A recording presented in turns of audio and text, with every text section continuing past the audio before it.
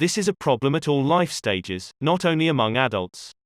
Sedentary children suffer from high rates of obesity and all its associated health issues and risks, which is why it's so important to develop a healthy and active lifestyle at an early age.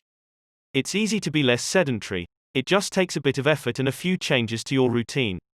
We can access a more active lifestyle that makes us feel better inside and out. We just have to add a few ingredients to our everyday habits. Walk to work, or just go on a walk for at least 20 minutes each day. Use your feet instead of an elevator or escalator. This is good for your posture, your muscles, and your respiratory system, among other things. Participate in social or leisure activities so that you don't spend too much time in front of the television. Replace your junk food with fruit and you'll have less of an urge to snack, and more nutrients in your system. Get the right amount of sleep. 7 to 9 hours is good, but any more than that makes us lethargic. Play with children or pets, or join a sports team. This not only strengthens the body but also stimulates the mind and boosts self-esteem. Be conscious of your daily routine in order to detect harmful habits and replace them with more positive ones. By making these small changes, we can begin to renew our bodies and minds and increase our life expectancy. A model's best kept secret. A model's best kept secret. Though we age both externally and internally, both physically and mentally, one of the things that tell us the most about people's age is their skin, which takes on different textures and colors according to processes going on beneath the surface. Most of those who make their living as models claim to sleep between 9 and 10 hours the night before a fashion show. This gives their skin a taut, wrinkle-free appearance and a healthy, radiant glow.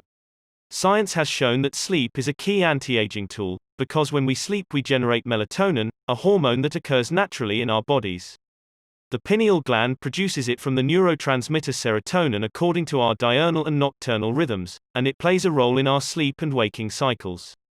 A powerful antioxidant, melatonin helps us live longer, and also offers the following benefits. It strengthens the immune system. It contains an element that protects against cancer. It promotes the natural production of insulin. It slows the onset of Alzheimer's disease.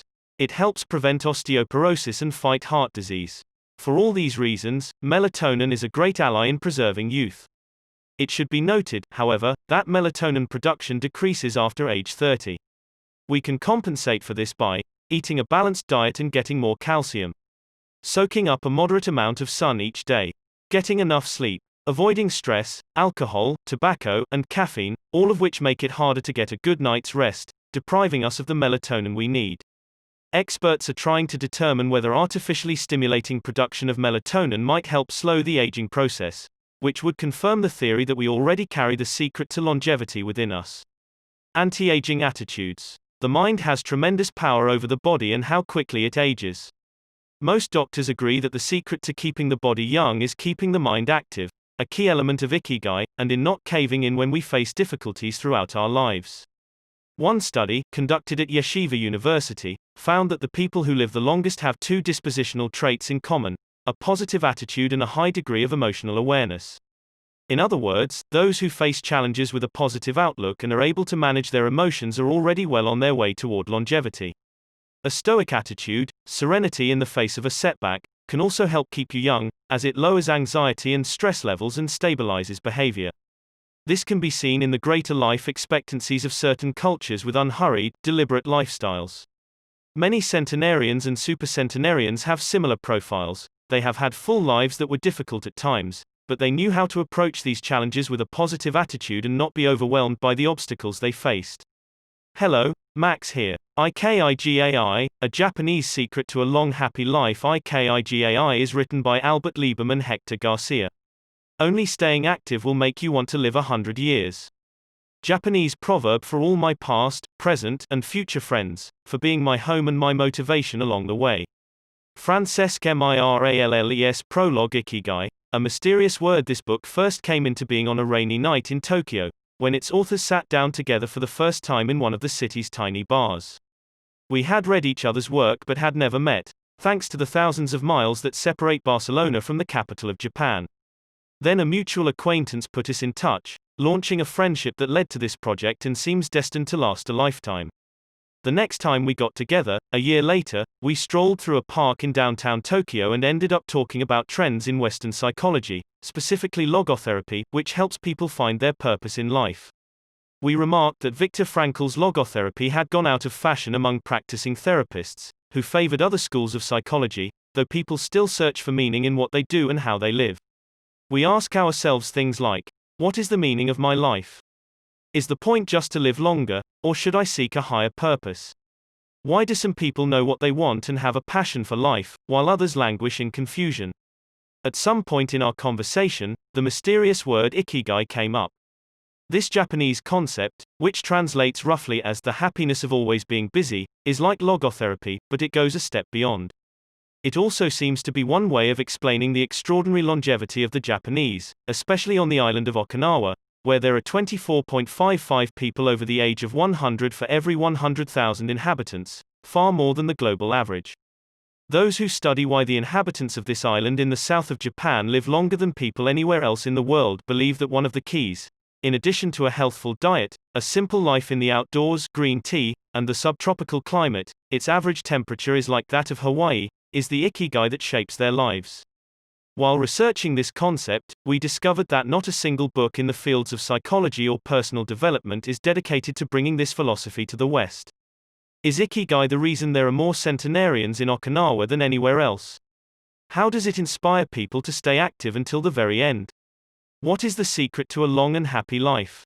As we explored the matter further, we discovered that one place in particular, Ojimi, a rural town on the north end of the island with a population of 3,000, boasts the highest life expectancy in the world, a fact that has earned it the nickname the Village of Longevity.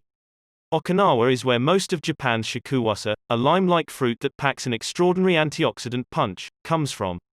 Could that be Ojimi's secret to long life? Or is it the purity of the water used to brew its moringa tea? We decided to go study the secrets of the Japanese centenarians in person. After a year of preliminary research, we arrived in the village, where residents speak an ancient dialect and practice an animist religion that features long-haired forest sprites called bunagaya, with our cameras and recording devices in hand. As soon as we arrived, we could sense the incredible friendliness of its residents, who laughed and joked incessantly amid lush green hills fed by crystalline waters. As we conducted our interviews with the eldest residents of the town, we realized that something far more powerful than just these natural resources was at work. An uncommon joy flows from its inhabitants and guides them through the long and pleasurable journey of their lives. Again, the mysterious ikigai. But what is it, exactly? How do you get it? It never ceased to surprise us that this haven of nearly eternal life was located precisely in Okinawa, where 200,000 innocent lives were lost at the end of World War II. Rather than harbor animosity toward outsiders, however, Okinawans live by the principle of ichiri bachode, a local expression that means, treat everyone like a brother, even if you've never met them before. It turns out that one of the secrets to happiness of Ojimi's residents is feeling like part of a community. Whatever you do, don't retire. Having a clearly defined ikigai brings satisfaction, happiness, and meaning to our lives. The purpose of this book is to help you find yours, and to share insights from Japanese philosophy on the lasting health of body, mind, and spirit. One surprising thing you notice, living in Japan, is how active people remain after they retire. In fact, many Japanese people never really retire. They keep doing what they love for as long as their health allows. There is, in fact, no word in Japanese that means retire in the sense of leaving the workforce for good, as in English. According to Dan Buettner, a National Geographic reporter who knows the country well, having a purpose in life is so important in Japanese culture that our idea of retirement simply doesn't exist there. The island of almost eternal youth. Certain longevity studies suggest that a strong sense of community and a clearly defined ikigai are just as important as the famously healthful Japanese diet, perhaps even more so. Recent medical studies of centenarians from Okinawa and other so-called blue zones, the geographic regions where people live longest, provide a number of interesting facts about these extraordinary human beings. Not only do they live much longer than the rest of the world's population, they also suffer from fewer chronic illnesses such as cancer and heart disease. Inflammatory disorders are also less common. Many of these centenarians enjoy enviable levels of vitality and health that would be unthinkable for people of advanced age elsewhere. Their blood tests reveal fewer free radicals, which are responsible for cellular aging, as a result of drinking tea and eating until their stomachs are only 80% full. Women experience more moderate symptoms during menopause, and both men and women maintain higher levels of sexual hormones until much later in life.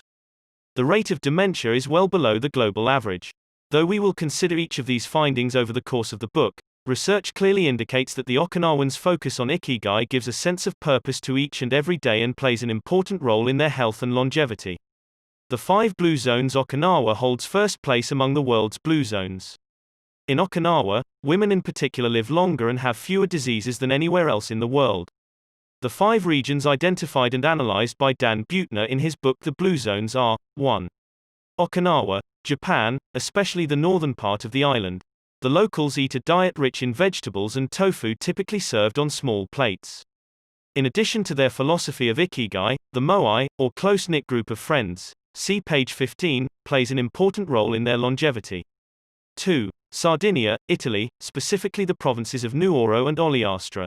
Locals on this island consume plenty of vegetables and 1 or 2 glasses of wine per day. As in Okinawa, the cohesive nature of this community is another factor directly related to longevity. 3. Loma Linda, California. Researchers studied a group of Seventh-day Adventists who are among the longest living people in the United States. 4.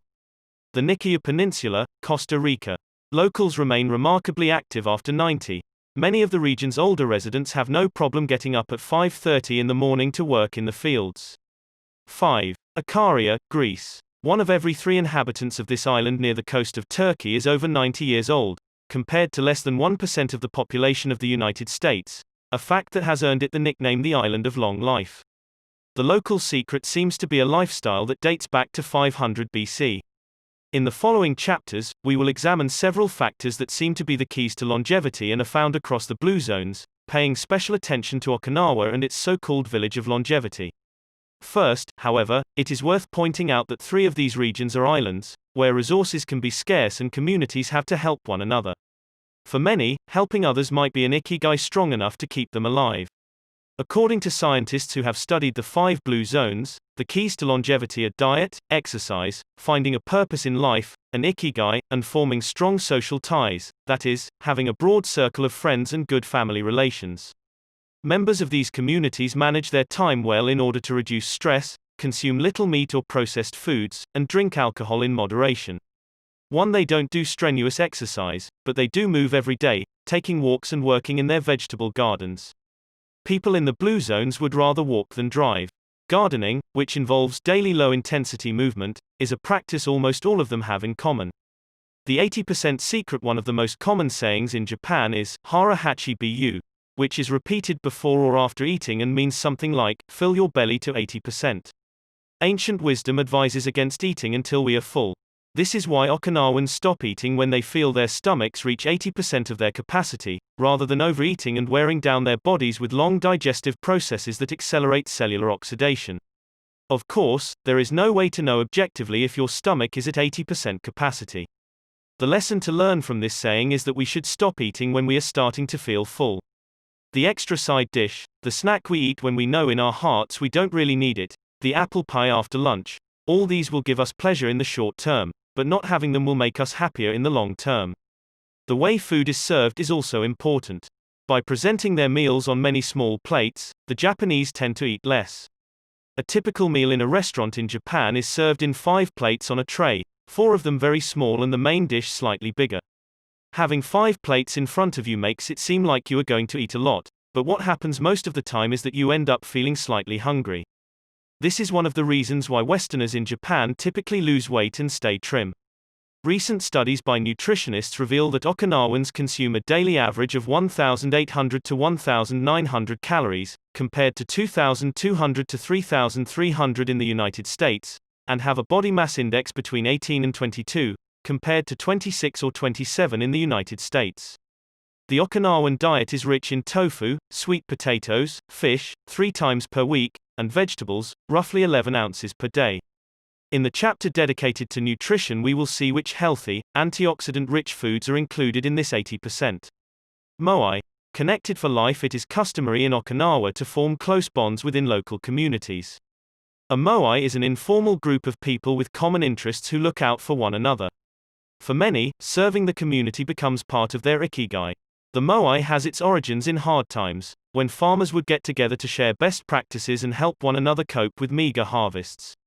Members of a moai make a set monthly contribution to the group. This payment allows them to participate in meetings, dinners, games of go and shogi, Japanese chess, or whatever hobby they have in common. The funds collected by the group are used for activities, but if there is money left over, one member, decided on a rotating basis, receives a set amount from the surplus. In this way, being part of a moai helps maintain emotional and financial stability. If a member of a moai is in financial trouble, he or she can get an advance from the group's savings. While the details of each moai's accounting practices vary according to the group and its economic means, the feeling of belonging and support gives the individual a sense of security and helps increase life expectancy. Following this brief introduction to the topics covered in this book, we look at a few causes of premature aging in modern life, and then explore different factors related to Ikigai. Part 2. ANTIAGING Secrets. Little things that add up to a long and happy life. Aging's escape velocity. For more than a century, we've managed to add an average of 0.3 years to our life expectancy every year. But what would happen if we had the technology to add a year of life expectancy every year? In theory, we would achieve biological immortality, having reached aging's escape velocity. Ging's escape velocity and the rabbit. Imagine a sign far off in the future with a number on it that represents the age of your death. Every year that you live, you advance closer to the sign. When you reach the sign, you die. Now imagine a rabbit holding the sign and walking to the future.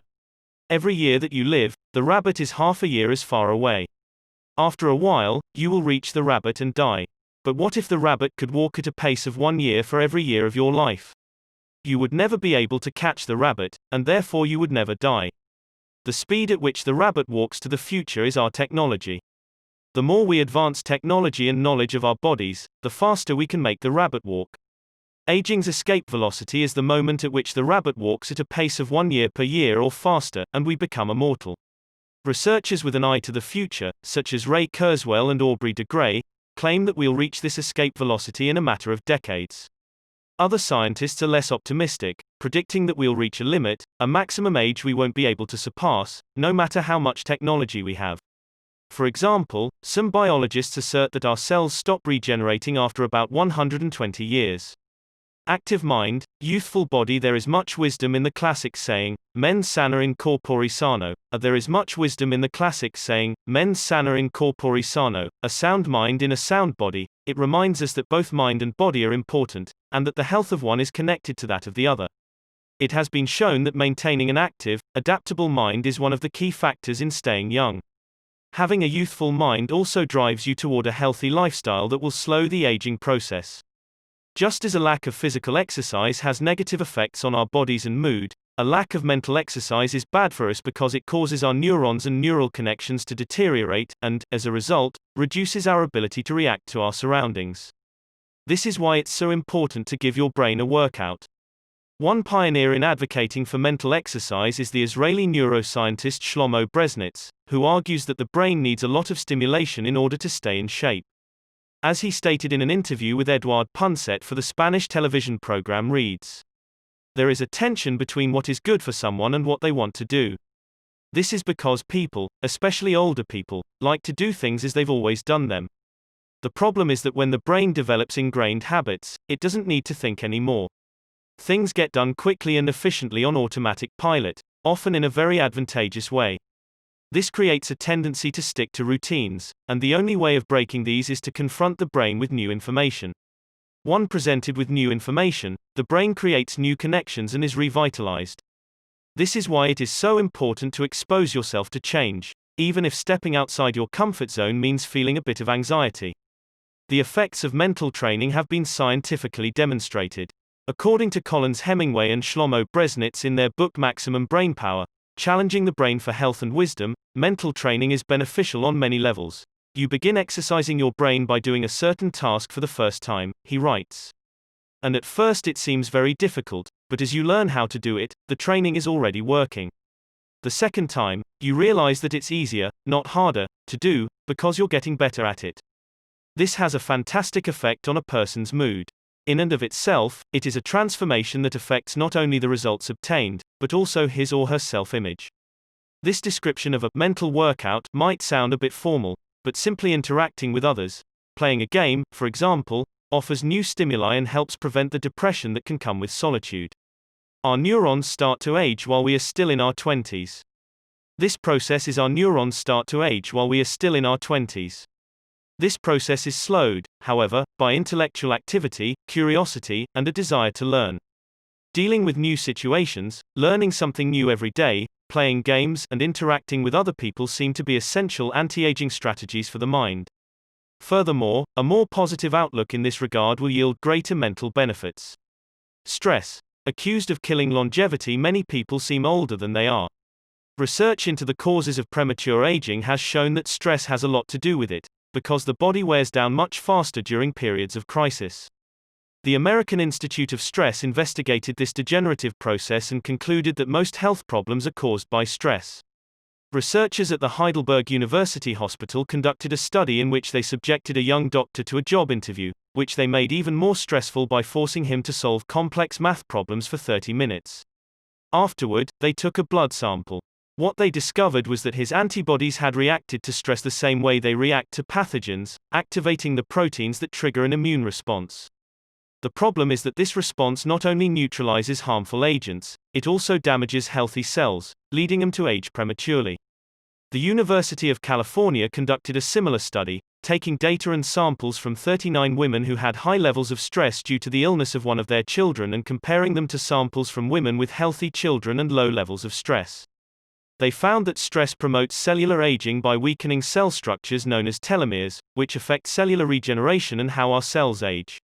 As the study revealed, the greater the stress, the greater the degenerative effect on cells. How does stress work? These days, people live at a frantic pace and in a nearly constant state of competition. At this fever pitch, stress is a natural response to the information being received by the body as potentially dangerous or problematic. Theoretically, this is a useful reaction, as it helps us survive in hostile surroundings. Over the course of our evolution, we have used this response to surroundings. Over the course of our evolution, we have used this response to deal with difficult situations and to flee from predators. The alarm that goes off in our head makes our neurons activate the pituitary gland, which produces hormones that release corticotropin, which in turn circulates through the body via the sympathetic nervous system. The adrenal gland is then triggered to release adrenaline and cortisol.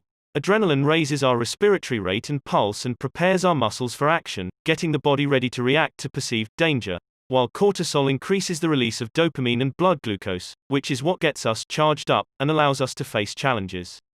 These processes are, in moderation, beneficial. They help us overcome challenges in our daily lives. Nonetheless, the stress to which human beings are subjected today is clearly harmful. Stress has a degenerative effect over time. A sustained state of emergency affects the neurons associated with memory, as well as inhibiting the release of certain hormones, the absence of which can cause depression.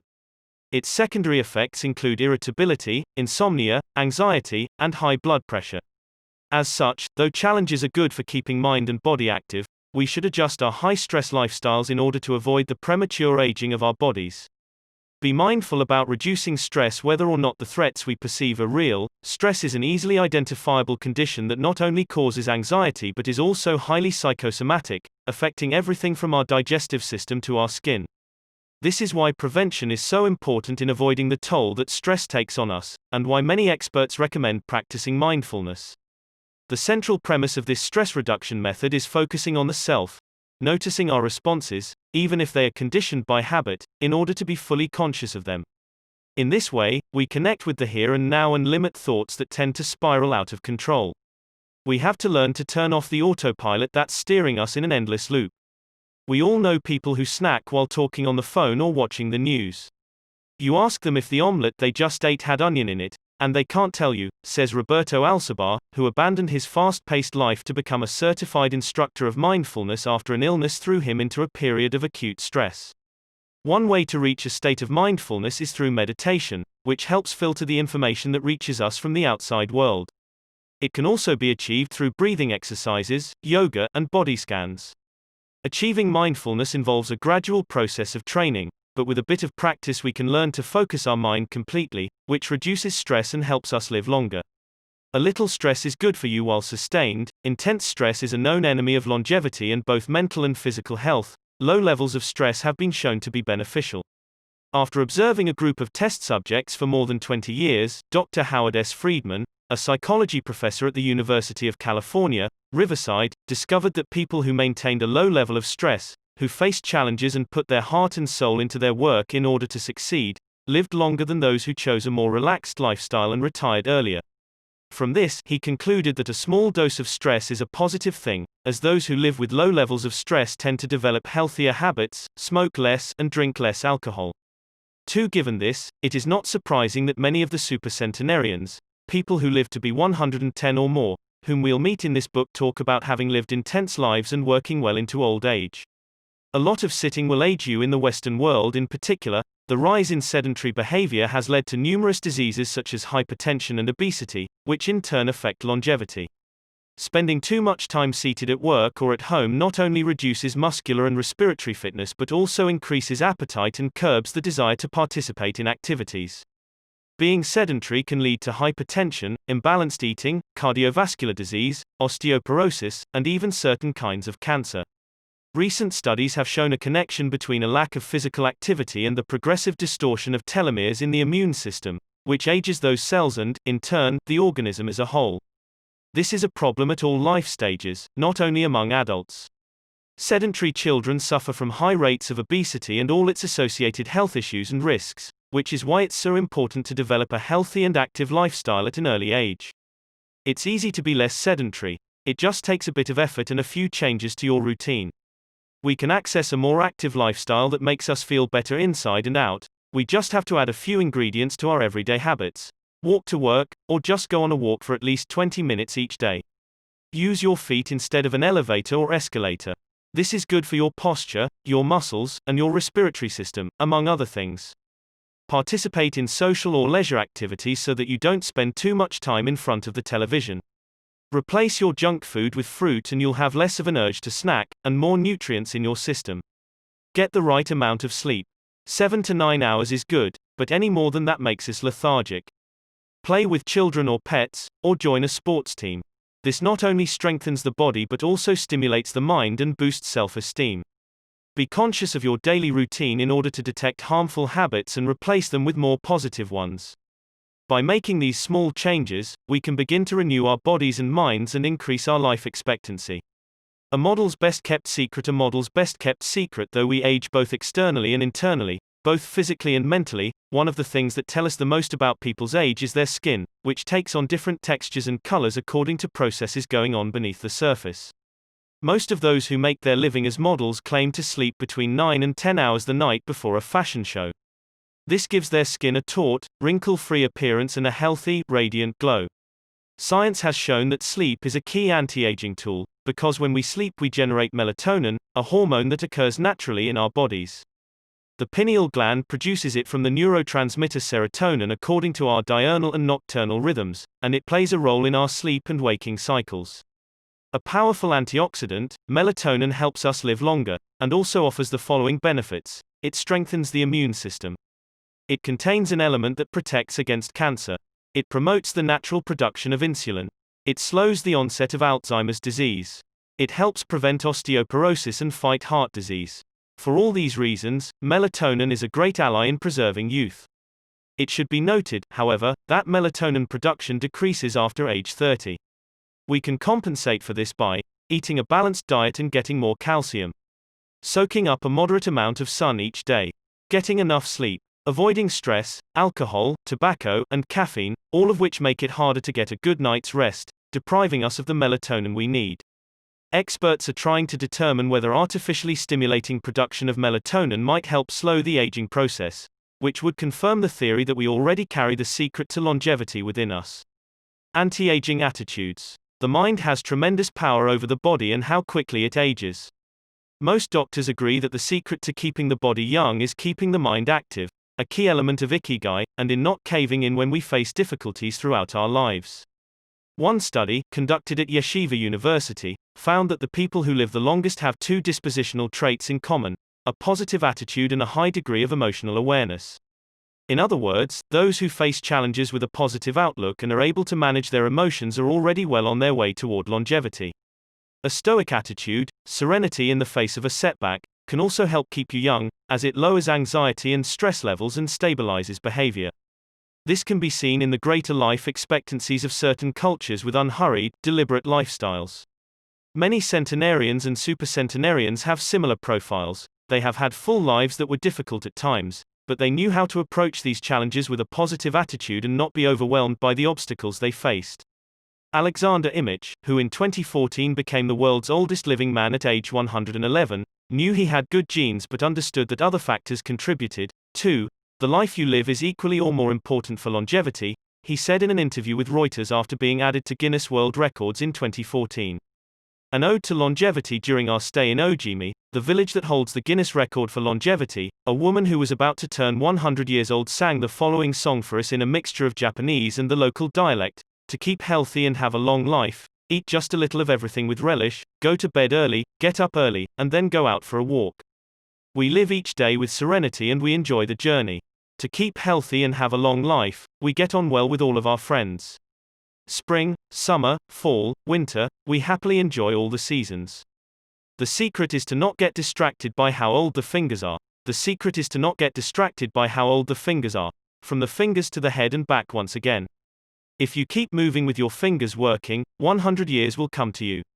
We can now use our fingers to turn the page to the next chapter, where we will look at the close relationship between longevity and discovering our life's mission.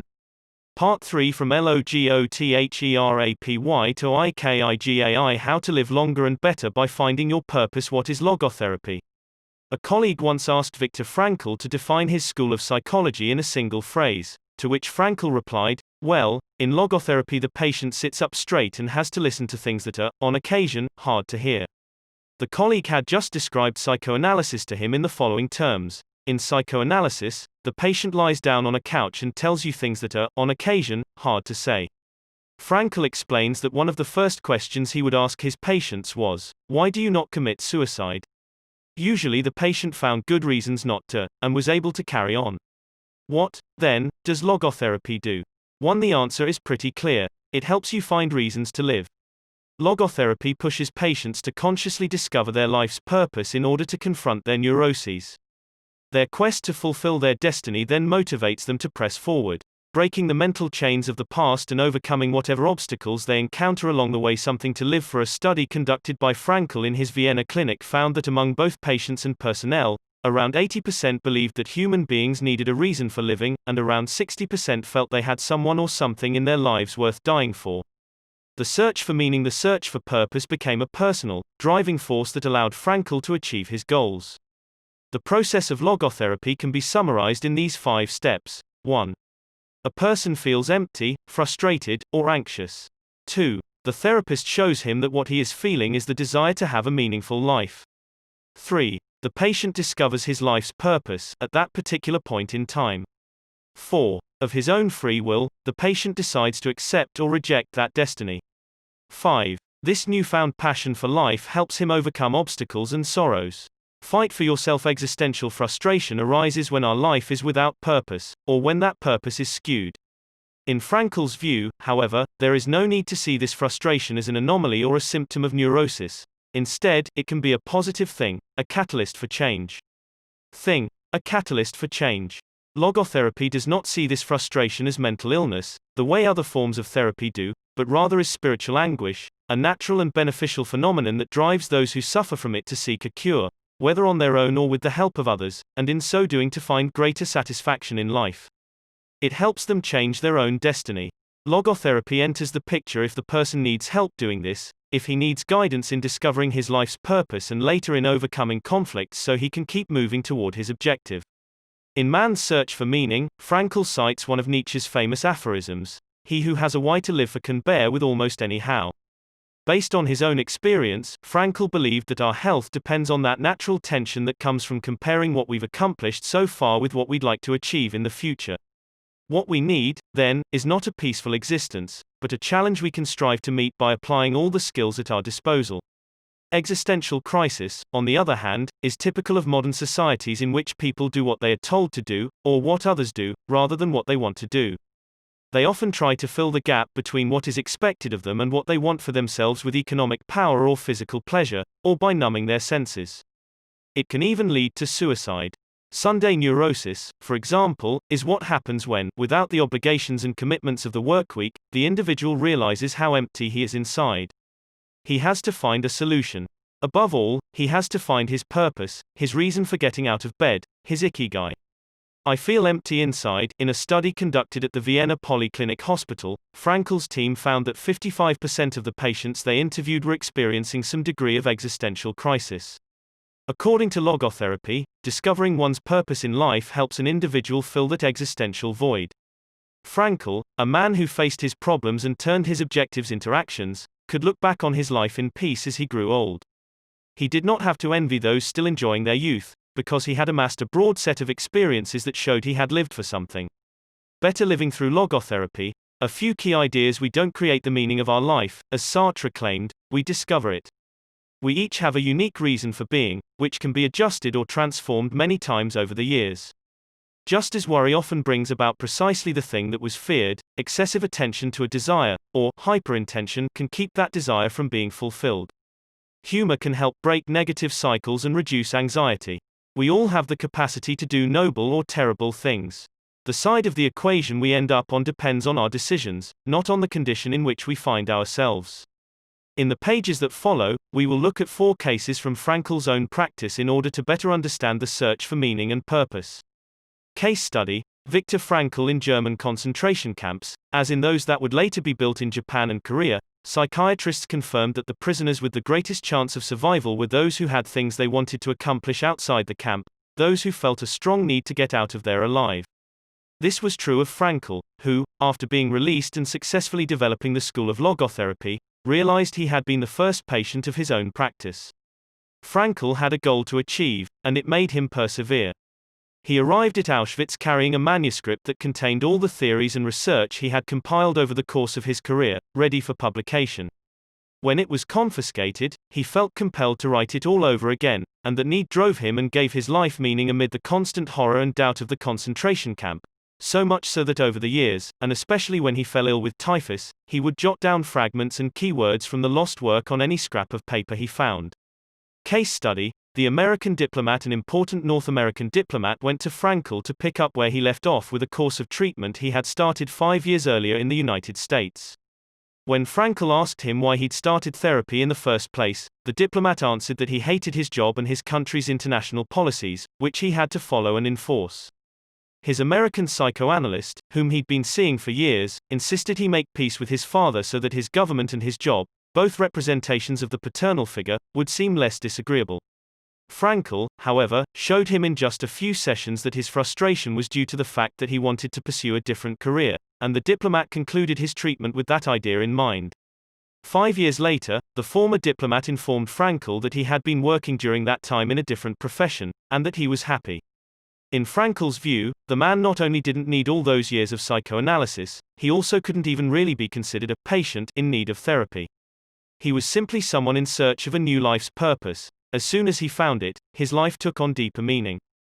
Case study: the suicidal mother. The mother of a boy who had died at age 11 was admitted to Frankel's clinic after she tried to kill herself and her other son. It was this other son, paralyzed since birth, who kept her from carrying out her plan. He did believe his life had a purpose, and if his mother killed them both, it would keep him from achieving his goals. The woman shared her story in a group session.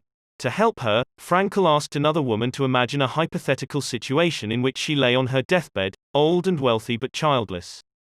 The woman insisted that, in that case, she would have felt her life had been a failure.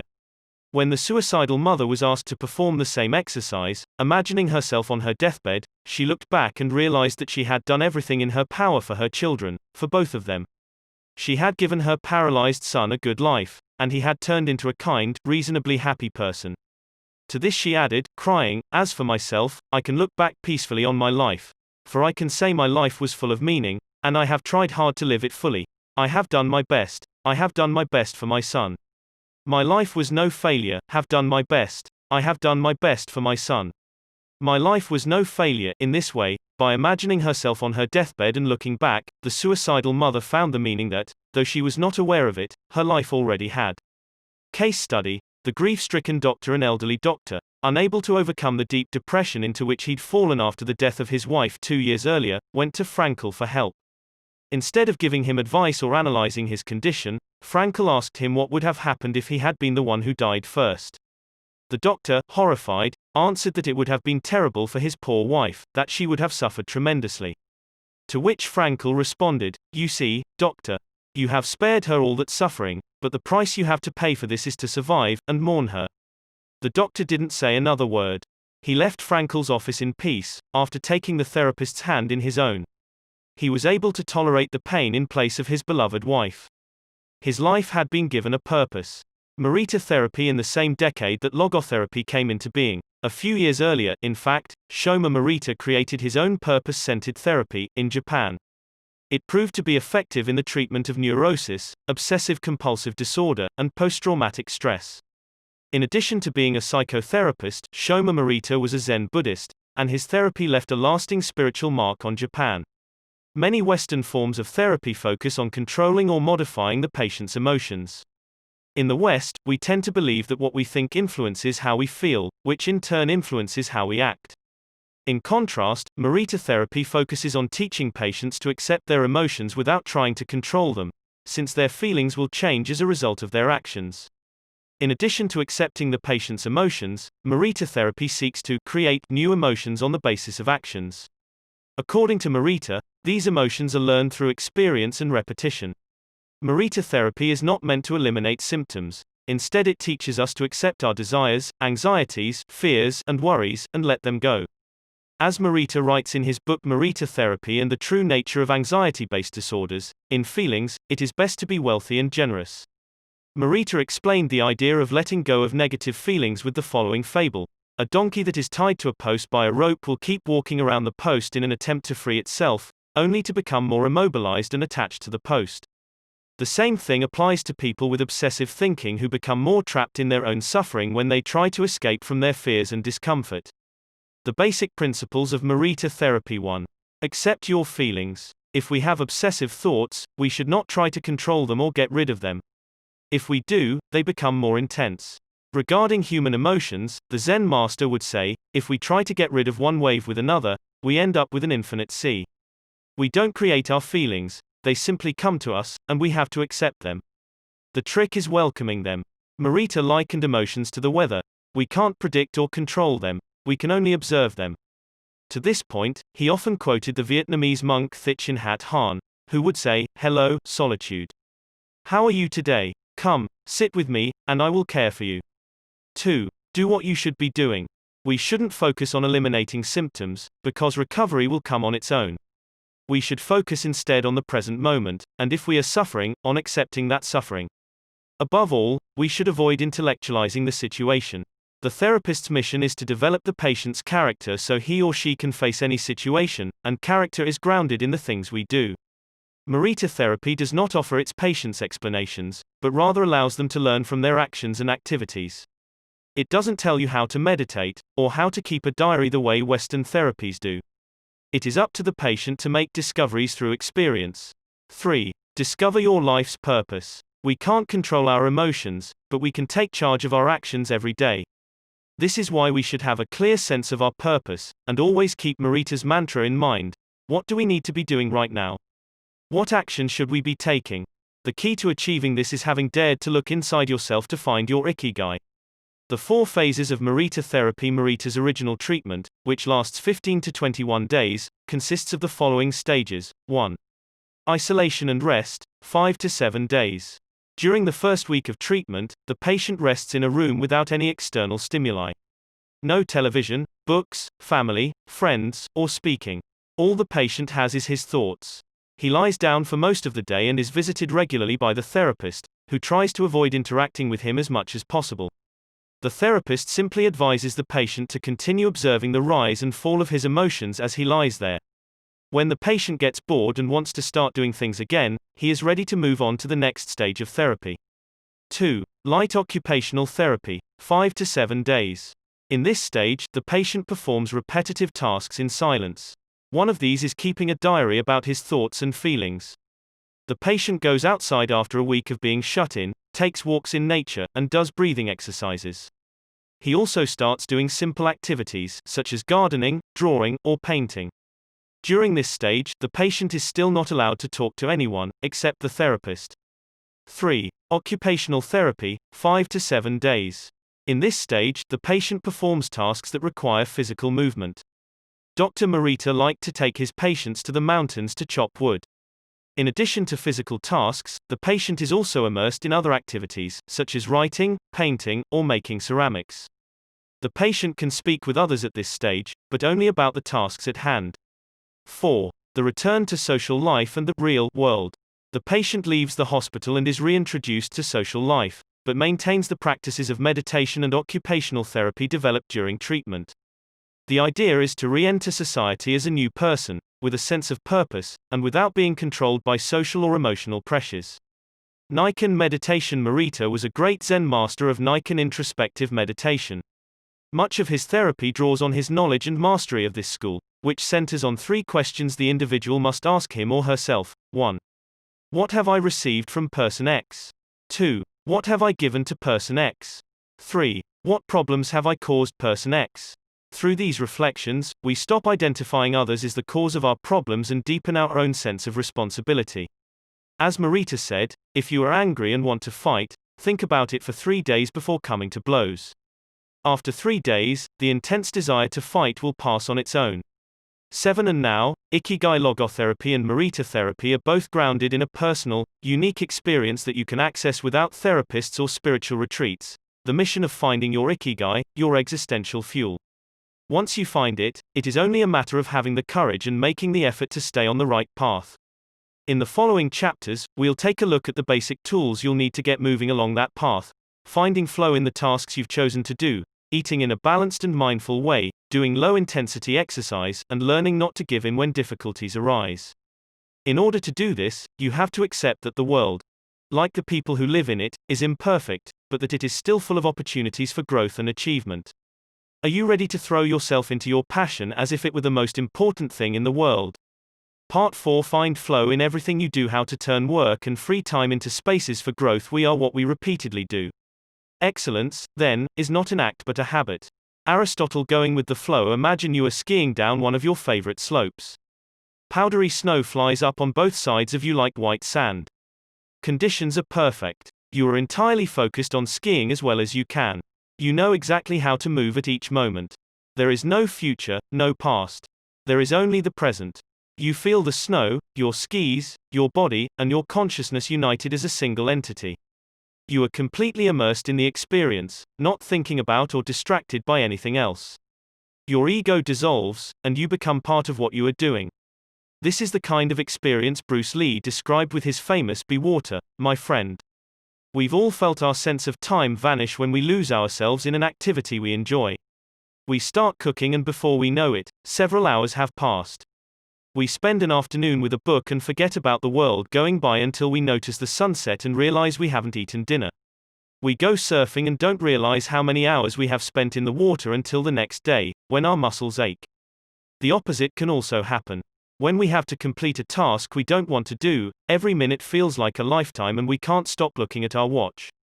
As the quip attributed to Einstein goes, put your hand on a hot stove for a minute and it seems like an hour. Sit with a pretty girl for an hour, and it seems like a minute. That is relativity. The funny thing is that someone else might really enjoy the same task, but we want to finish as quickly as possible. What makes us enjoy doing something so much that we forget about whatever worries we might have while we do it? When are we happiest? These questions can help us discover our ikigai. The power of flow. These questions are also at the heart of psychologist Mihai Csikszentmihalyi's research into the experience of being completely immersed in what we are doing. Csikszentmihalyi called this state flow, and described it as the pleasure, delight, creativity, and process when we are completely immersed in life.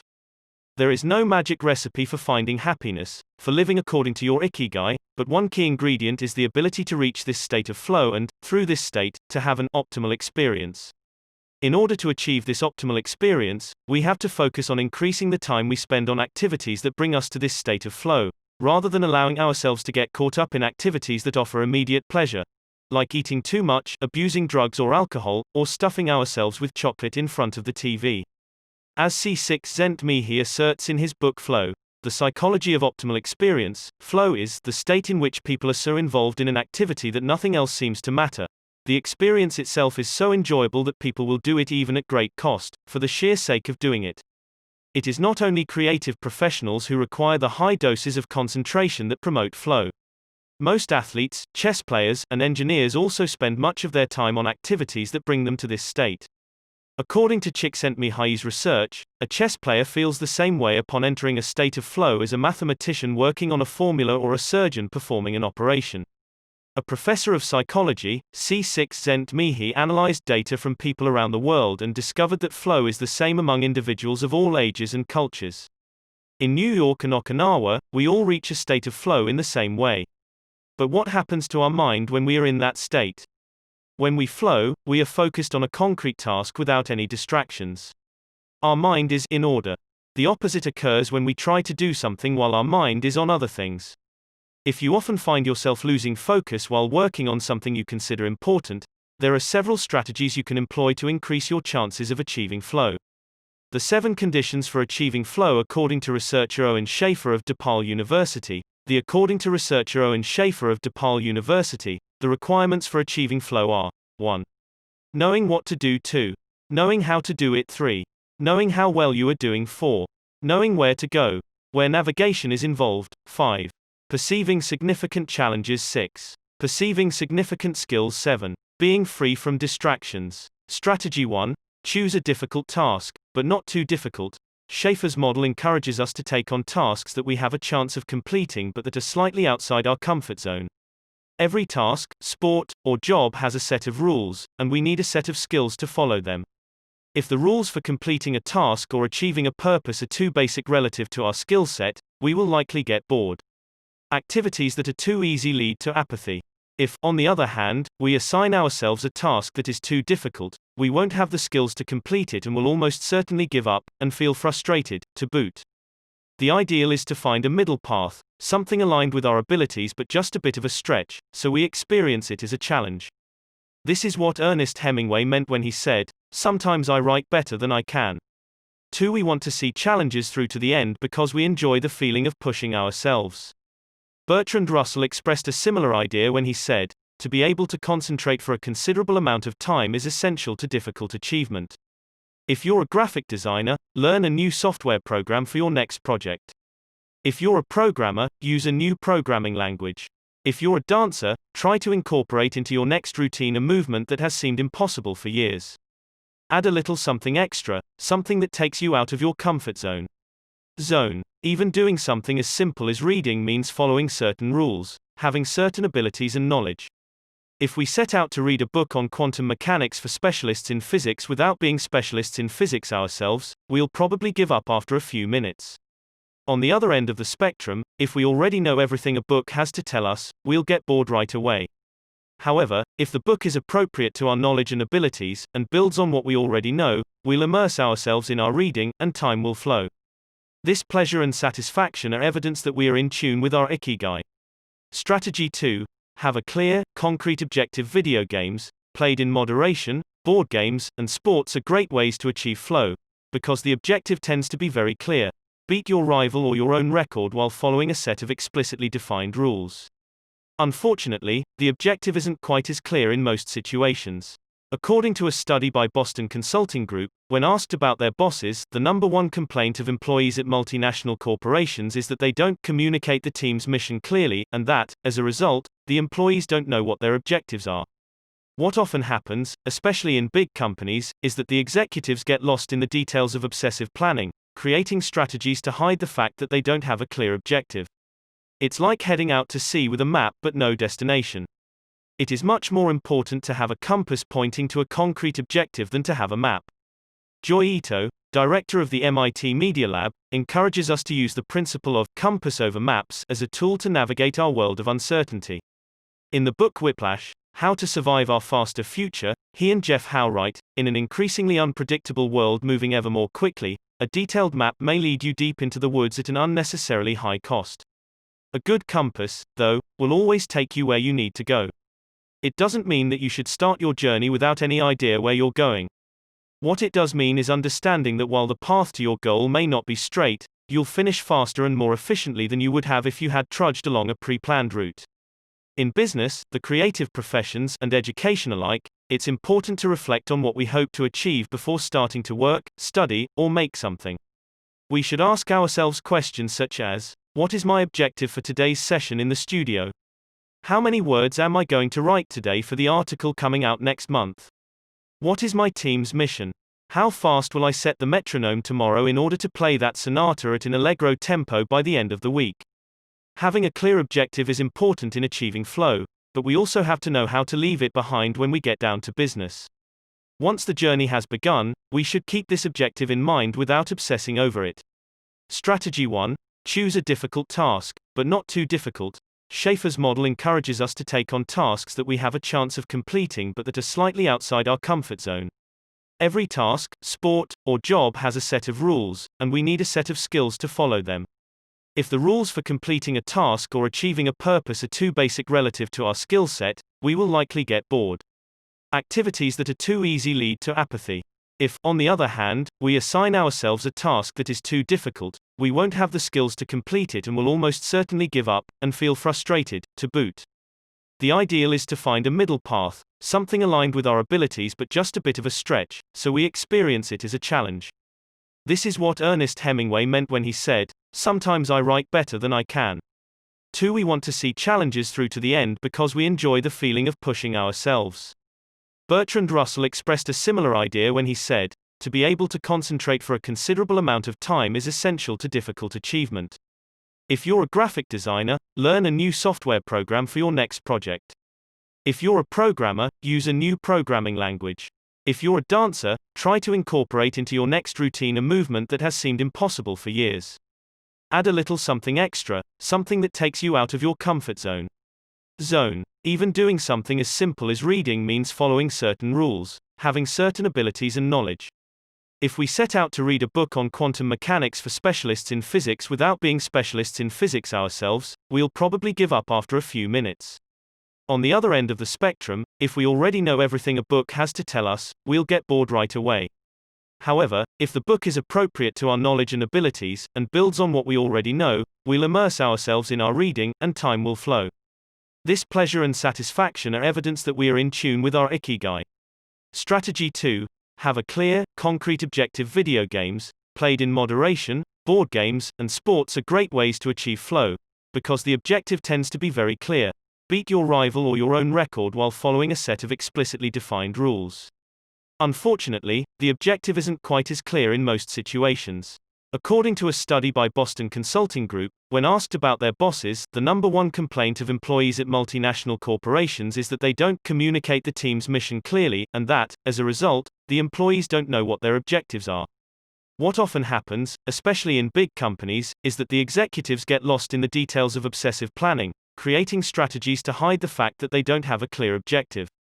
It's like heading out to sea with a map but no destination. It is much more important to have a compass pointing to a concrete objective than to have a map. Joy Ito, director of the MIT Media Lab, encourages us to use the principle of compass over maps as a tool to navigate our world of uncertainty.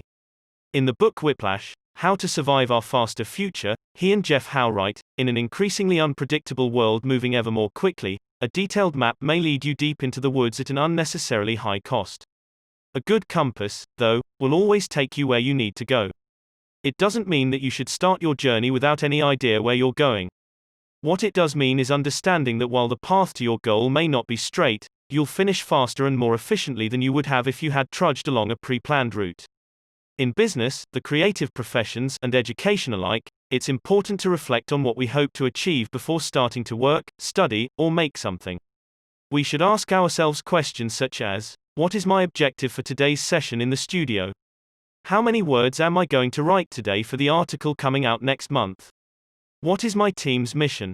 How fast will I set the metronome tomorrow in order to play that sonata at an allegro tempo by the end of the week? Having a clear objective is important in achieving flow, but we also have to know how to leave it behind when we get down to business. Once the journey has begun, we should keep this objective in mind without obsessing over it. Strategy 1. Choose a difficult task, but not too difficult. Schaefer's model encourages us to take on tasks that we have a chance of completing but that are slightly outside our comfort zone. Every task, sport, or job has a set of rules, and we need a set of skills to follow them.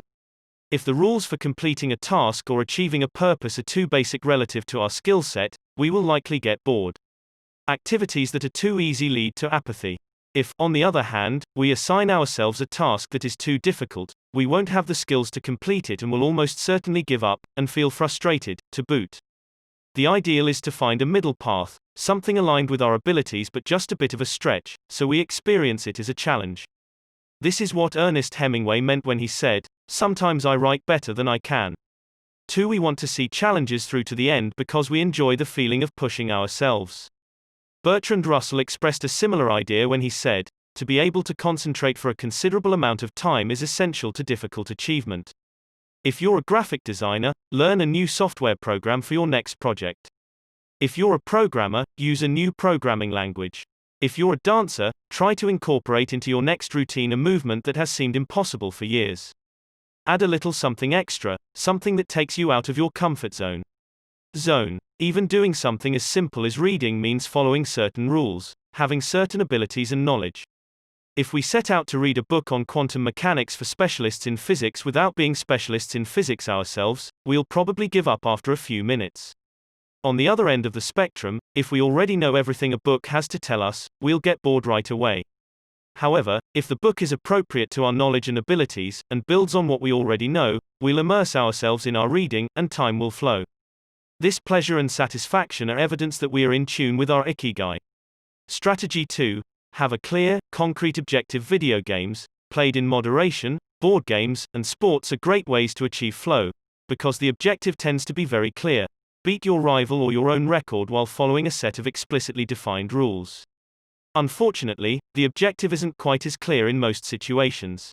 According to a study by Boston Consulting Group, when asked about their bosses, the number one complaint of employees at multinational corporations is that they don't communicate the team's mission clearly, and that, as a result, the employees don't know what their objectives are. What often happens, especially in big companies, is that the executives get lost in the details of obsessive planning, creating strategies to hide the fact that they don't have a clear objective. It's like heading out to sea with a map but no destination. It is much more important to have a compass pointing to a concrete objective than to have a map. Joy Ito, director of the MIT Media Lab, encourages us to use the principle of compass over maps as a tool to navigate our world of uncertainty. In the book Whiplash, How to Survive Our Faster Future, he and Jeff Howe write, in an increasingly unpredictable world moving ever more quickly, a detailed map may lead you deep into the woods at an unnecessarily high cost. A good compass, though, will always take you where you need to go. It doesn't mean that you should start your journey without any idea where you're going. What it does mean is understanding that while the path to your goal may not be straight, you'll finish faster and more efficiently than you would have if you had trudged along a pre-planned route. In business, the creative professions, and education alike, it's important to reflect on what we hope to achieve before starting to work, study, or make something. We should ask ourselves questions such as, what is my objective for today's session in the studio? How many words am I going to write today for the article coming out next month? What is my team's mission? How fast will I set the metronome tomorrow in order to play that sonata at an allegro tempo by the end of the week? Having a clear objective is important in achieving flow, but we also have to know how to leave it behind when we get down to business. Once the journey has begun, we should keep this objective in mind without obsessing over it. When Olympic athletes compete for a gold medal, they can't stop to think how pretty the medal is. They have to be present in the moment, they have to flow. If they lose focus for a second, thinking how proud they'll be to show the medal to their parents, they'll almost certainly commit an error at a critical moment and will not win the competition. One common example of this is writer's block. Imagine that a writer has to finish a novel in 3 months. The objective is clear. The problem is that the writer can't stop obsessing over it. Every day she wakes up thinking, I have to write that novel, and every day she sets about reading the newspaper and cleaning the house. Every evening she feels frustrated and promises she'll get to work the next day. Days, weeks, and months pass, and the writer still hasn't gotten anything down on the page, when all it would have taken was to sit down and get that first word out, then the second. To flow with the project, expressing her ikigai. As soon as you take these first small steps, your anxiety will disappear and you will achieve a pleasant flow in the activity you're doing. Getting back to Albert Einstein, a happy man is too satisfied with the present to dwell on the future. Strategy 3. Concentrate on a single task. This is perhaps one of the greatest obstacles we face today, with so much technology and so many distractions. We're listening to a video on YouTube while writing an email, when suddenly a chat prompt pops up and we answer it. Then our smartphone vibrates in our pocket. Just as soon as we respond to that message, we're back at our computer, logging on to Facebook. Pretty soon 30 minutes have passed, and we've forgotten what the email we were writing was supposed to be about. This also happens sometimes when we put on a movie with dinner and don't realize how delicious the salmon was until we're taking the last bite. We often think that combining tasks will save us time, but scientific evidence shows that it has the opposite effect. Even those who claim to be good at multitasking are not very productive. In fact, they are some of the least productive people. Our brains can take in millions of bits of information but can only actually process a few dozen per second. When we say we're multitasking, what we're really doing is switching back and forth between tasks very quickly. Unfortunately, we're not computers adept at parallel processing. We end up spending all our energy alternating between tasks, instead of focusing on doing one of them well. Concentrating on one thing at a time may be the single most important factor in achieving flow. According to Csikszentmihalyi, in order to focus on a task we need 1. To be in a distraction-free environment. 2. To have control over what we are doing at every moment. Technology is great, if we're in control of it. It's not so great if it takes control of us. For example, if you have to write a research paper, you might sit down at your computer and use Google to look up the information you need. However, if you're not very disciplined, you might end up surfing the web instead of writing that paper. In that case, Google and the internet will have taken over, pulling you that paper. In that case, Google and the internet will have taken over, pulling you out of your state of flow. It has been scientifically shown that if we continually ask our brains to switch back and forth between tasks, we waste time, make more mistakes, and remember less of what we've done. Several studies conducted at Stanford University by Clifford Eva Nass describe our generation as suffering from an epidemic of multitasking. One such study analyzed the behavior of hundreds of students, dividing them into groups based on the number of things they tended to do at once. The students who were the most addicted to multitasking typically alternated among more than 4 tasks. For example, taking notes while reading a textbook, listening to a podcast, answering messages on their smartphone, and sometimes checking their Twitter timeline. Each group of students was shown a screen with several red and several blue arrows. The objective of the exercise was to count the red arrows. At first, all the students answered correctly right away, without much trouble. As the number of blue arrows increased, the number of red arrows stayed the same. Only their position changed. However, the students accustomed to multitasking had serious trouble counting the red arrows in the time allotted, or as quickly as the students who did not habitually multitask, for one very simple reason. They got distracted by the blue arrows. Their brains were trained to pay attention to every stimulus, regardless of its importance, while the brains of the other students were trained to focus on a single task, in this case, counting the red arrows and ignoring the blue ones. Other studies indicate that working on several things at once lowers our productivity by at least 60% and our IQ by more than 10 points. One study funded by the Swedish Council for Working Life and Social Research found that a sample group of more than 4,000 young adults between the ages of 20 and 24 who were addicted to their smartphones got less sleep, felt less connected to their community at school, and were more likely to show signs of depression. Japanese people often apply themselves to even the most basic tasks with an intensity that borders on obsession.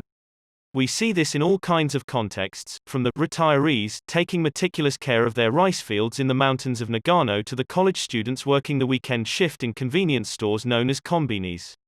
If you go to Japan, you'll experience this attention to detail firsthand in almost every transaction. Walk into one of the stores that sell handcrafted objects in Naha, Kanazawa, or Kyoto and you'll also discover that Japan is a treasure trove of traditional craftwork. The people of Japan have a unique talent for creating new technologies while preserving artisanal traditions and techniques. The art of the Takumi Toyota employs artisans, who are able to make a certain type of screw by hand. These Takumi, or experts in a particular manual skill, are extremely important to Toyota, and they are hard to replace. Some of them are the only people who know how to perform their exact skill, and it doesn't seem as though a new generation is going to take up the mantle. Turntable needles are another example. They're produced almost exclusively in Japan. where you can find the last remaining people who know how to use the machinery required to make these precision needles, and who are trying to pass on their knowledge to their descendants. We met at Takumi on a visit to Kumano, a small town near Hiroshima. We were there for the day, working on a photo essay for one of the most famous brands of makeup brushes in the West. The billboard welcoming visitors to Kumano shows a mascot holding a large brush. In addition to the brush factories, the town is full of little houses and vegetable gardens. Heading farther in, you can see several Shinto shrines at the base of the mountains that surround the town. We spent hours taking photos in factories full of people in orderly rows, each doing a single task, such as painting the handles of the brushes or loading boxes of them onto trucks, before we realized we still hadn't seen anyone actually putting bristles into the brush heads. After we asked about this and got the runaround several times, the president of one company agreed to show us how it was done. He led us out of the building and asked us to get into his car. After a 5-minute drive, we parked next to another, smaller structure and climbed the stairs. He opened a door and we walked into a small room filled with windows that let in lovely natural light.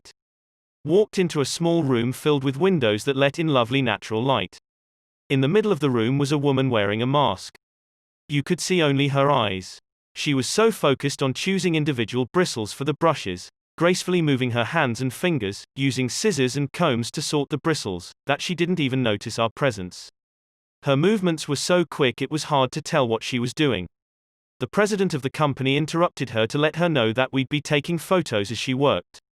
We couldn't see her mouth, but the glint in her eye and the cheerful inflection in her speech let us know she was smiling. She looked happy and proud talking about her work and responsibilities. We had to use extremely fast shutter speeds to capture her movements. Her hands danced and flowed in concert with her tools and the bristles she was sorting. The president told us that this Takumi was one of the most important people in the company, even though she was hidden away in a separate building. Every bristle of every brush the company made passed through her hands. Steve Jobs in Japan. Apple co-founder Steve Jobs was a big fan of Japan. Not only did he visit the Sony factories in the 1980s and adopt many of their methods when he founded Apple, he was also captivated by the simplicity and quality of Japanese porcelain in Kyoto. It was not, however, an artisan from Kyoto who won Steve Jobs' devotion, but rather a Takumi from Toyama named Yukio Shikunaga, who used a technique called Echu Setu Yaki, known by only a few. On a visit to Kyoto, Jobs heard of an exhibition of Shikunaga's work. He immediately understood that there was something special about Shikunaga's porcelain. As a matter of fact, he bought several cups, vases, and plates, and went back to the show 3 times that week. Jobs returned to Kyoto several times over the course of his life in search of inspiration, and ended up meeting Shikunaga in person. It is said that Jobs had many questions for him, almost all of them about the fabrication process and the type of porcelain he used.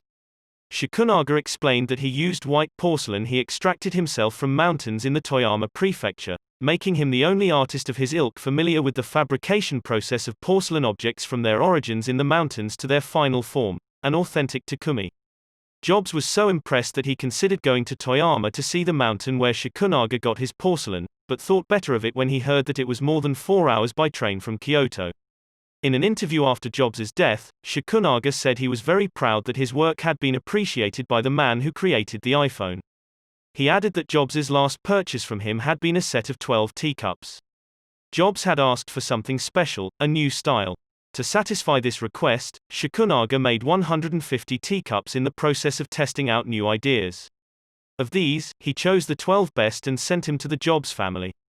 Ever since his first trip to Japan, Jobs was fascinated and inspired by the country's artisans, engineers, especially at Sony, philosophy, especially Zen, and cuisine, especially sushi. Sophisticated simplicity. What do Japanese artisans, engineers, Zen philosophy, and cuisine have in common? Simplicity and attention to detail. It is not a lazy simplicity but a sophisticated one that searches out new frontiers, always taking the object, the body and mind, or the cuisine to the next level, according to one's ikigai. As C6 Zent Mihi would say, the key is always having a meaningful challenge to overcome in order to maintain flow. The documentary Jiro Dreams of Sushi gives us another example of a Takumi, this time in the kitchen. Its protagonist has been making sushi every day for more than 80 years, and owns a small sushi restaurant near the Ginza subway station in Tokyo. He and his son go every day to the famous Tsukiji fish market and choose the best fish to bring back to the restaurant. In the documentary, we see one of Jiro's apprentices learning to make tamago, a thin, slightly sweet omelette. No matter how hard he tries, he can't get Jiro's approval. He keeps practicing for years until he finally does. Why does the apprentice refuse to give up? Doesn't he get bored cooking eggs every day? No, because making sushi is his ikigai, too. Both Jiro and his son are culinary artists. They don't get bored when they cook, they achieve a state of flow. They enjoy themselves completely when they are in the kitchen, that is their happiness, their ikigai. They've learned to take pleasure in their work, to lose their sense of time. Beyond the close relationship between father and son, which helps them keep the challenge going each day, they also work in a quiet, peaceful environment that allows them to concentrate. Even after receiving a 3-star rating from Michelin, they never considered opening other locations or expanding the business. They serve just 10 patrons at a time at the bar of their small restaurant. Jiro's family isn't looking to make money. Instead, they value good working conditions and creating an environment in which they can flow while making the best sushi in the world. Jiro, like Yukio Shikunaga, begins his work at the source. He goes to the fish market to find the best tuna. Shikunaga goes to the mountains to find the best porcelain. When they get down to work, both become one with the object they are creating. This unity with the object that they reach in a state of flow takes on special meaning in Japan, where, according to Shintoism, forests, trees, and objects have a kami, spirit or god, within them. When someone, whether an artist, an engineer, or a chef, sets out to create something, his or her responsibility is to use nature to give it life, while respecting that nature at every moment. During this process, the artisan becomes one with the object and flows with it. An ironworker would say that metal has a life of its own, just as someone making ceramics would say that the clay does. The Japanese are skilled at bringing nature and technology together, not man versus nature, but rather a union of the two. The purity of Ghibli. There are those who say that the Shinto value of being connected with nature is vanishing. One of the harshest critics of this loss is another artist with a clearly defined ikigai, Hayao Miyazaki, the director of the animated films produced by Studio Ghibli. In nearly all his films we see humans, technology, fantasy, and nature in a state of conflict, and, in the end, coming together.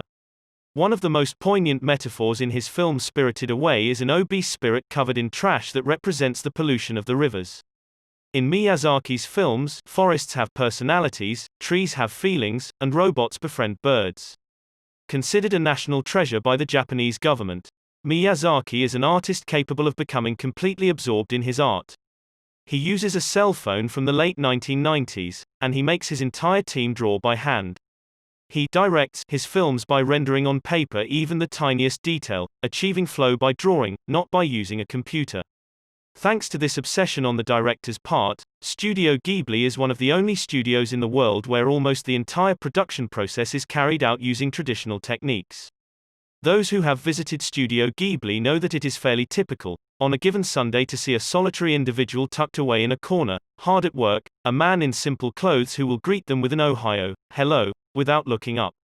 Miyazaki is so passionate about his work that he spends many Sundays in the studio, enjoying the state of flow, putting his ikigai above all else. Visitors know that under no circumstances is one to bother Miyazaki, who is known for his quick temper, especially if he is interrupted while drawing. In 2013, Miyazaki announced he was going to retire. To commemorate his retirement, the television station NHK made a documentary showing him in his last days at work. He is drawing in nearly every scene of the film. In one scene, several of his colleagues are seen coming out of a meeting, and there he is, drawing in a corner, paying no attention to them. In another scene, he is shown walking to work on December 30th, a national holiday in Japan, and opening the doors of Studio Ghibli so he can spend the day there, drawing alone. Miyazaki can't stop drawing. The day after his retirement, instead of going on vacation or staying at home, he went to Studio Ghibli and sat down to draw. His colleagues put on their best poker faces, not knowing what to say. 1 year later, he announced he wouldn't make any more feature films but that he would keep on drawing until the day he died. Can someone really retire if he is passionate about what he does? The recluses. It is not only the Japanese who have this capacity. There are artists and scientists all over the world with strong, clear ikigais. They do what they love until their dying day. The last thing Einstein wrote before closing his eyes forever was a formula that attempted to unite all the forces of the universe in a single theory. When he died, he was still doing what he loved. If he hadn't been a physicist, he said, he would have been happy as a musician. When he wasn't focused on physics or mathematics, he enjoyed playing the violin. Reaching a state of flow while working on his formulas or playing music, his two ikigais, brought him endless pleasure. Many such artists might seem misanthropic or reclusive, but what they are really doing is protecting the time that brings them happiness, sometimes at the expense of other aspects of their lives. They are outliers who apply the principles of flow to their lives to an extreme. Another example of this kind of artist is the novelist Haruki Murakami.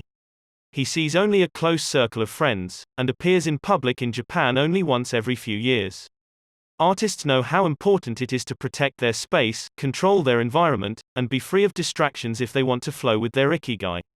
Microflow, enjoying mundane tasks, but what happens when we have to, say, do the laundry, mow the lawn, or attend to paperwork? Is there a way to make these mundane tasks enjoyable? Near the Shinjuku subway station, in one of the neural centers of Tokyo, there is a supermarket that still employs elevator operators. The elevators are fairly standard and could easily be operated by the customers, but the store prefers to provide the service of someone holding the door open for you, pushing the button for your floor, and bowing as you exit. If you ask around, you'll learn that there is one elevator operator who has been doing the same job since 2004. She is always smiling and enthusiastic about her work. How is she able to enjoy such a job? Doesn't she get bored doing something so repetitive? On closer inspection, it becomes clear that the elevator operator is not just pushing buttons but is instead performing a whole sequence of movements. She begins by greeting the customers with a song-like salutation followed by a bow and a welcoming wave of the hand. Then she presses the elevator button with a graceful movement, as though she is a geisha offering a client a cup of tea.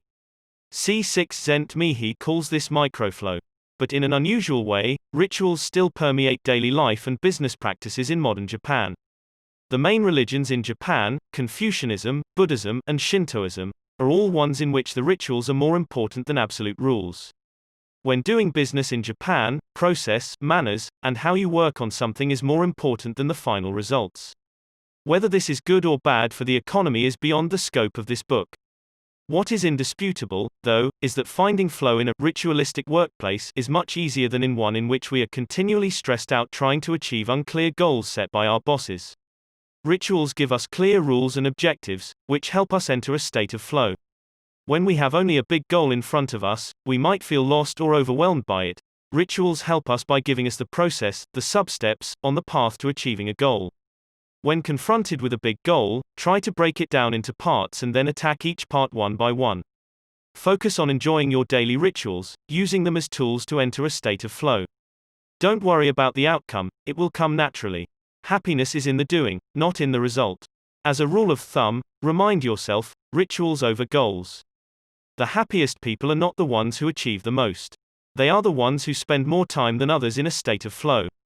Using flow to find your ikigai. After reading this chapter, you should have a better idea of which activities in your life make you enter flow. Write all of them on a piece of paper, then ask yourself these questions. What do the activities that drive you to flow have in common? Why do those activities drive you to flow? For example, are all the activities you most like doing ones that you practice alone or with other people?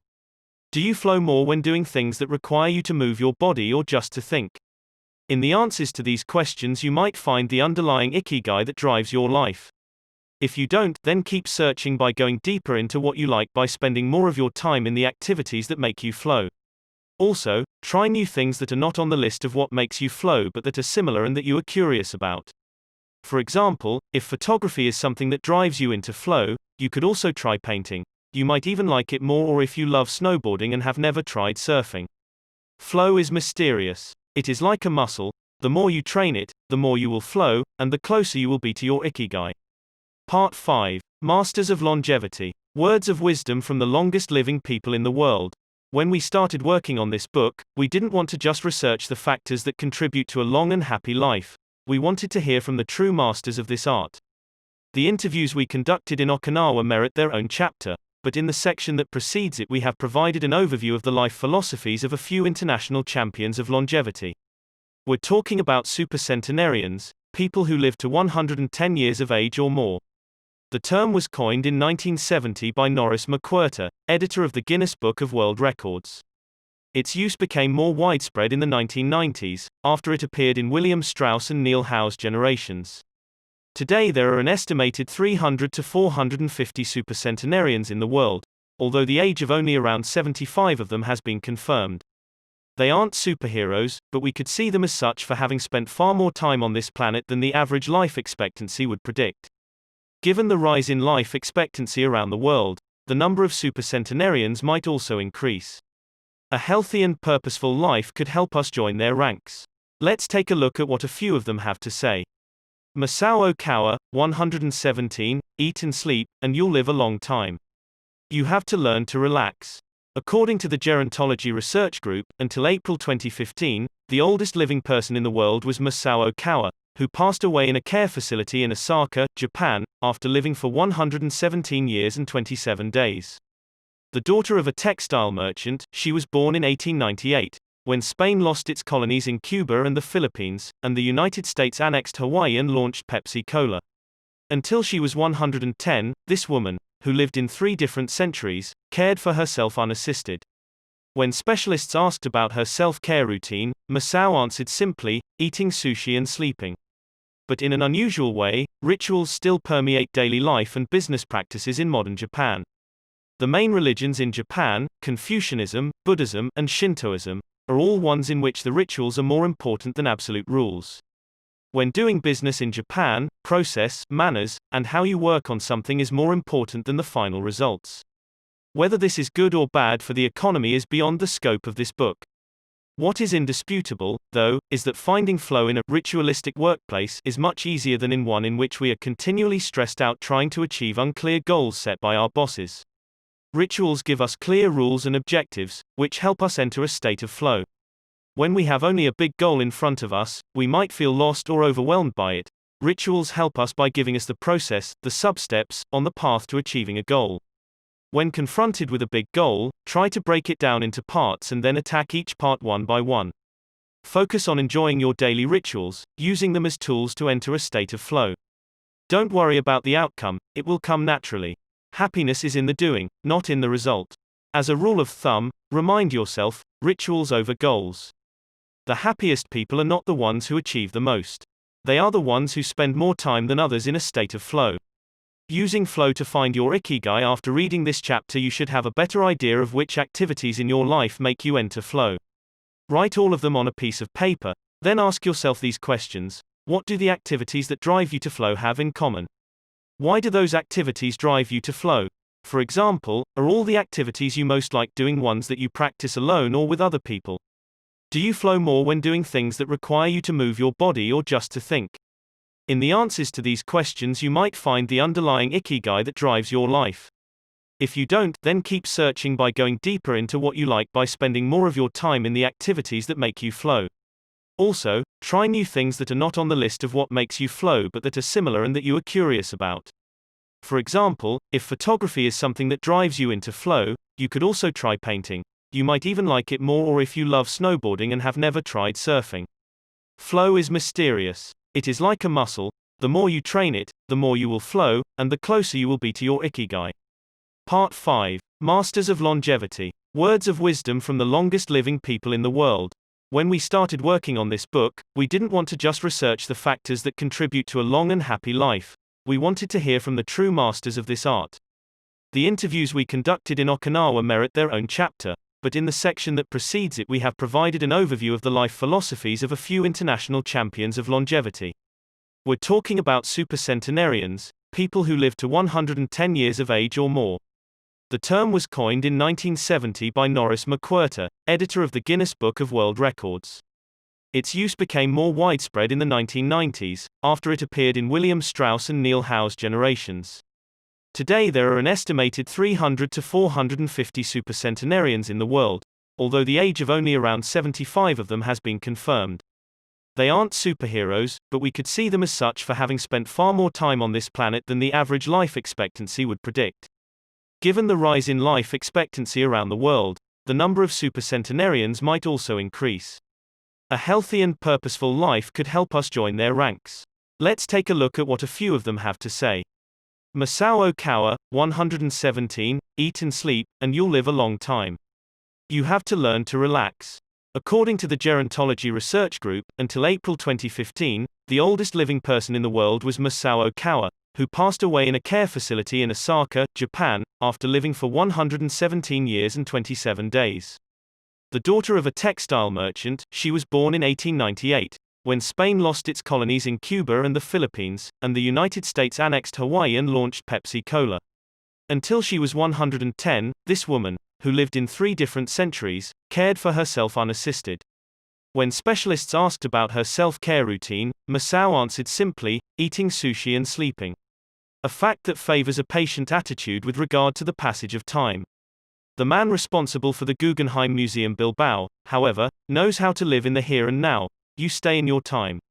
You don't go backward. I think if you relate to the time you're in, you keep your eyes and ears open, read the paper, see what's going on, stay curious about everything, you will automatically be in your time. 15 Longevity in Japan. Because of its robust civil registry, many of those verified as having lived the longest are found in the United States. However, there are many centenarians living in remote villages in other countries. A peaceful life in the countryside seems pretty common among people who have watched a century pass. Without question, the international superstar of longevity is Japan, which has the highest life expectancy of any country in the world. In addition to a healthy diet, which we will explore in detail, and an integrated healthcare system in which people go to the doctor for regular checkups to prevent disease, longevity in Japan is closely tied to its culture, as we will see later on. The sense of community, and the fact that Japanese people make an effort to stay active until the very end, are key elements of their secret to long life.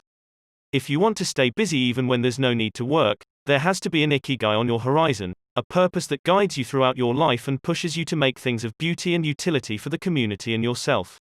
VI lessons from Japan's centenarians, traditions and proverbs for happiness and longevity. To get to Ojimi, we had to fly nearly 3 hours from Tokyo to Naha, the capital of Okinawa. Several months earlier we had contacted the town council of a place known as the Village of Longevity to explain the purpose of our trip and our intention to interview the oldest members of the community. After numerous conversations, we finally got the help we were looking for and were able to rent a house just outside the town. 1 year after starting this project, we found ourselves on the doorstep of some of the longest living people in the world. We realized right away that time seems to have stopped there, as though the entire town were living in an endless here and now. Arriving in Ojimi after 2 hours on the road from Naha, we're finally able to stop worrying about the traffic. To our left are the sea and an empty stretch of beach. To our right, the mountainous jungle of Okinawa's Yambaru forests. Once Route 58 passes Nago, where Orion beer, the pride of Okinawa, is made, it skirts the coast until it reaches Ojimi. Every now and then a few little houses and stores crop up in the narrow stretch of land between the road and the base of the mountain. We pass small clusters of houses scattered here and there as we enter the municipality of Ojimi, but the town doesn't really seem to have a center. Our GPS finally guides us to our destination, the Center for the Support and Promotion of Well-Being, housed in an unattractive cinderblock building right off the highway. We go in through the back door, where a man named Tyra is waiting for us. Beside him is a petite, cheerful woman who introduces herself as Yuki. 2 other women immediately get up from desks and show us to a conference room. They serve us each a cup of green tea and a few shikuwasa, a small citrus fruit that packs a big nutritional punch, as we will see later on. Tyra sits down across from us in his formal suit and opens up a large planner and a 3-ring binder. Yuki sits next to him. The binder contains a list of all the town's residents, organized by age and club, or moai. Tyra points out that these groups of people who help one another are characteristic of Ojimi. The moai are not organized around any concrete objective, they function more like a family. Tyra also tells us that volunteer work, rather than money, drives much of what happens in Ojimi. Everyone offers to pitch in, and the local government takes care of assigning tasks. This way, everyone can be useful and feels like a part of the community. Ojimi is the penultimate town before Cape Hedo, the northernmost point of the largest island in the archipelago. From the top of one of Ojimi's mountains, we're able to look down over the whole town. Almost everything is the green of the Yambaru jungle, making us wonder where the nearly 3,200 residents are hiding. We can see a few houses, but they're scattered in little clusters near the sea or in small valleys accessible by side roads.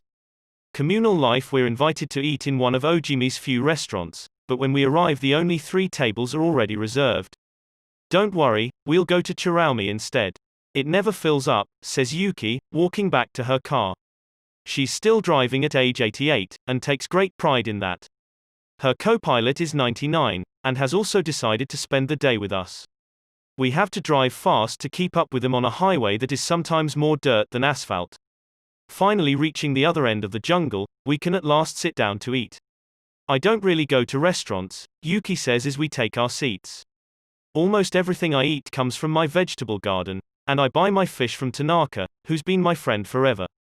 The restaurant is right by the sea and seems like something from the planet Tatooine, from Star Wars.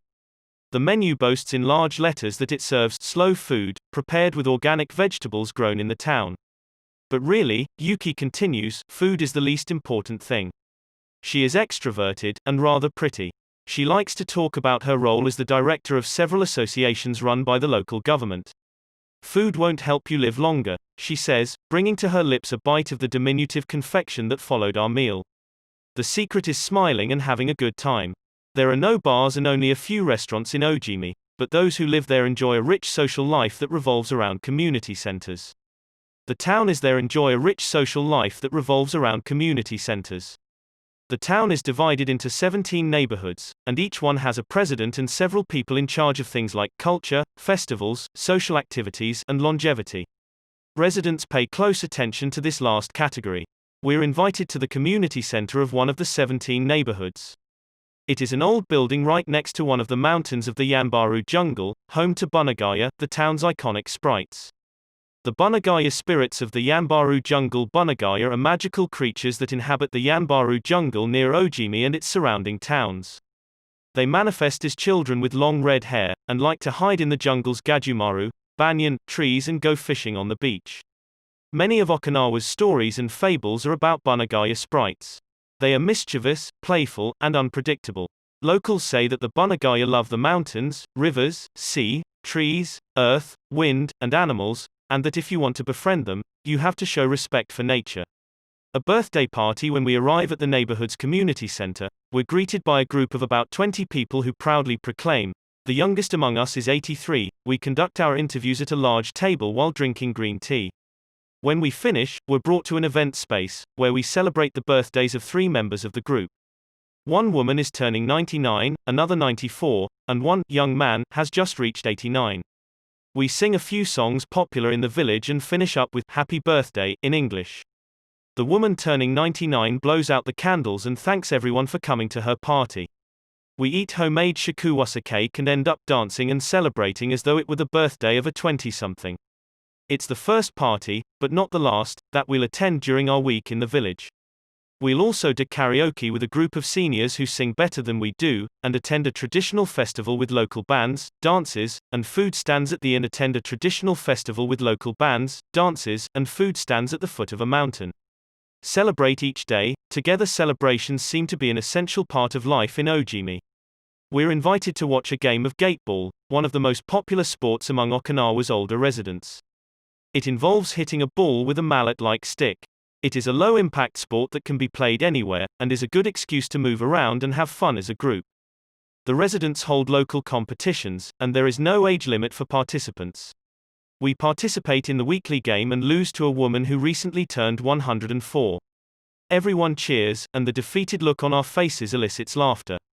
In addition to playing and celebrating as a community, spirituality is also essential to the happiness of the village's residents. The gods of Okinawa. The main religion in Okinawa is known as Ryukyu Shinto. Ryukyu is the original name of the Okinawa archipelago, and Shinto means the path of the gods. One Ryukyu Shinto combines elements of Chinese Taoism, Confucianism, Buddhism, and Shintoism with shamanistic and animistic elements. According to this ancient faith, the world is populated by an infinite number of spirits divided into several types: spirits of the home, of the forest, of the trees, and of the mountains. It is important to appease these spirits through rituals and festivals, and by consecrating sacred grounds. Okinawa is full of sacred jungles and forests, where many of the 2 main kinds of temples are found, the Utaki and the Yuganju. We visited an Yuganju, or small, open-air temple adorned with incense and coins, next to a waterfall in Ojimi. The Utaki is a collection of stones where people go to pray and where, supposedly, spirits gather. In Okinawa's religious practice, women are considered spiritually superior to men, whereas the opposite is true of traditional Shintoism in the rest of Japan. Yuta are women chosen as mediums by their communities to make contact with the spirit realm through traditional rites. Ancestor worship is another important feature of spiritual practice in Okinawa, and in Japan in general.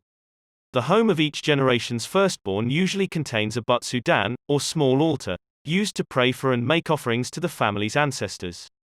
Mabui. Every person has an essence, or mabui. This mabui is our spirit and the source of our life force. It is immortal and makes us who we are. Sometimes, the mabui of someone who has died is trapped in the body of a living person. This situation requires a separation ritual to free the mabui of the deceased. It often happens when a person dies suddenly, especially at a young age, and his or her mabui does not want to move on to the realm of the dead. A mabui can also be passed from person to person by physical contact. A grandmother who leaves her granddaughter a ring transfers a part of her mabui to her. Photographs can also be a medium for passing mabui among people.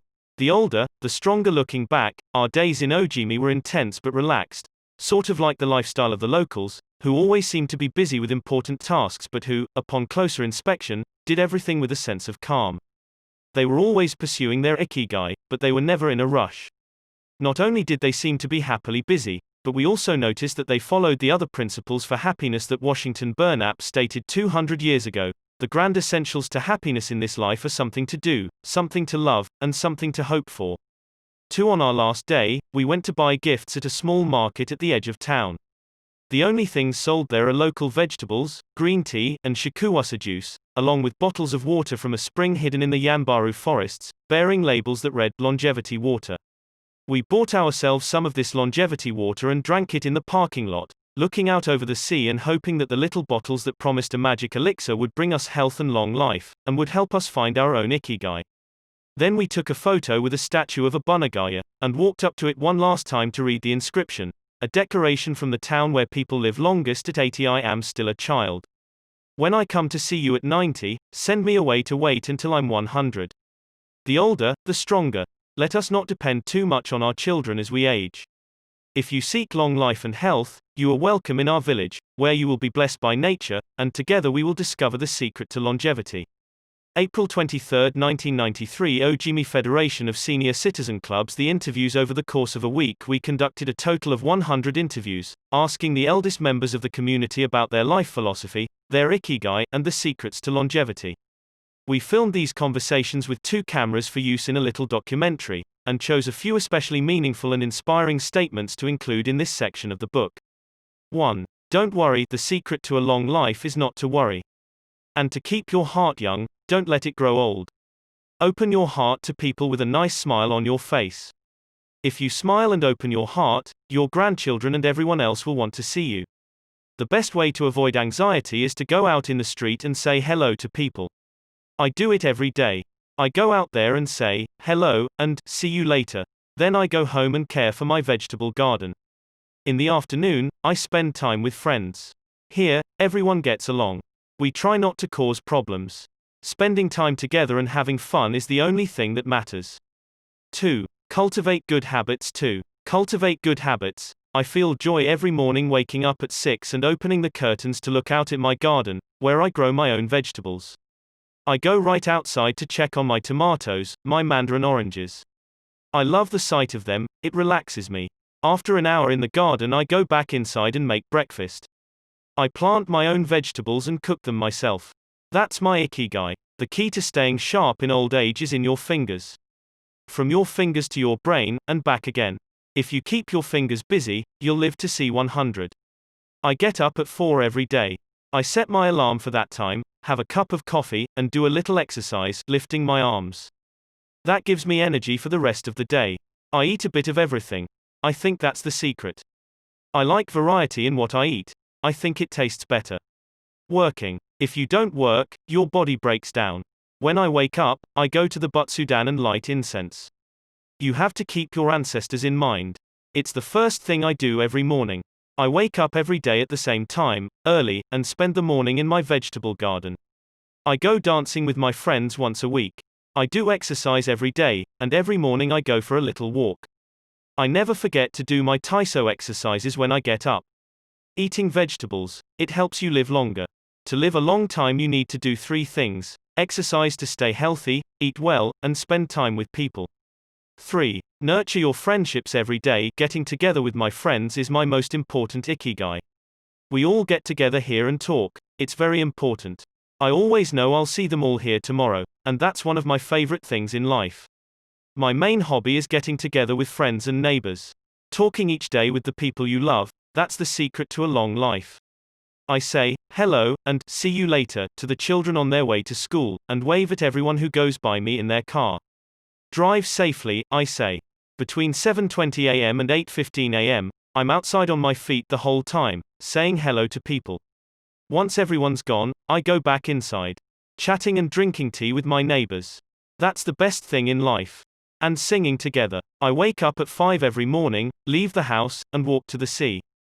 Then I go to a friend's house and we have tea together. That's the secret to long life. Getting together with people, and going from place to place. 4. Live an unhurried life. My secret to a long life is always saying to myself, slow down, and relax. You live much longer if you're not in a hurry. I make things with wicker. That's my ikigai. The first thing I do when I wake up is pray. Then I do my exercises and eat breakfast. At 7 I calmly start working on my wicker. When I get tired at 5, I go visit my friends. Doing many different things every day. Always staying busy, but doing one thing at a time, without getting overwhelmed. The secret to long life is going to bed early, waking up early, and going for a walk. Living peacefully and enjoying the little things. Getting along with your friends. Spring, summer, fall, winter. Enjoying each season, happily. 5. Be optimistic. Every day I say to myself, today will be full of health and energy. Live it to the fullest. I'm 98, but consider myself young. I still have so much to do. Laugh. Laughter is the most important thing. I laugh wherever I go. I'm going to live to be 100. Of course I am. It's a huge motivation for me. Dancing and singing with your grandchildren is the best thing in life. I feel very fortunate to have been born here. I give thanks for it every day. The most important thing in Ojimi, in life, is to keep smiling. I do volunteer work to give back to the village a bit of what it has given to me. For example, I use my car to help friends get to the hospital. There's no secret to it. The trick is just to live. Keys to the Ojimi lifestyle. 100% of the people we interviewed keep a vegetable garden, and most of them also have fields of tea, mangoes, shikuwasa, and so on.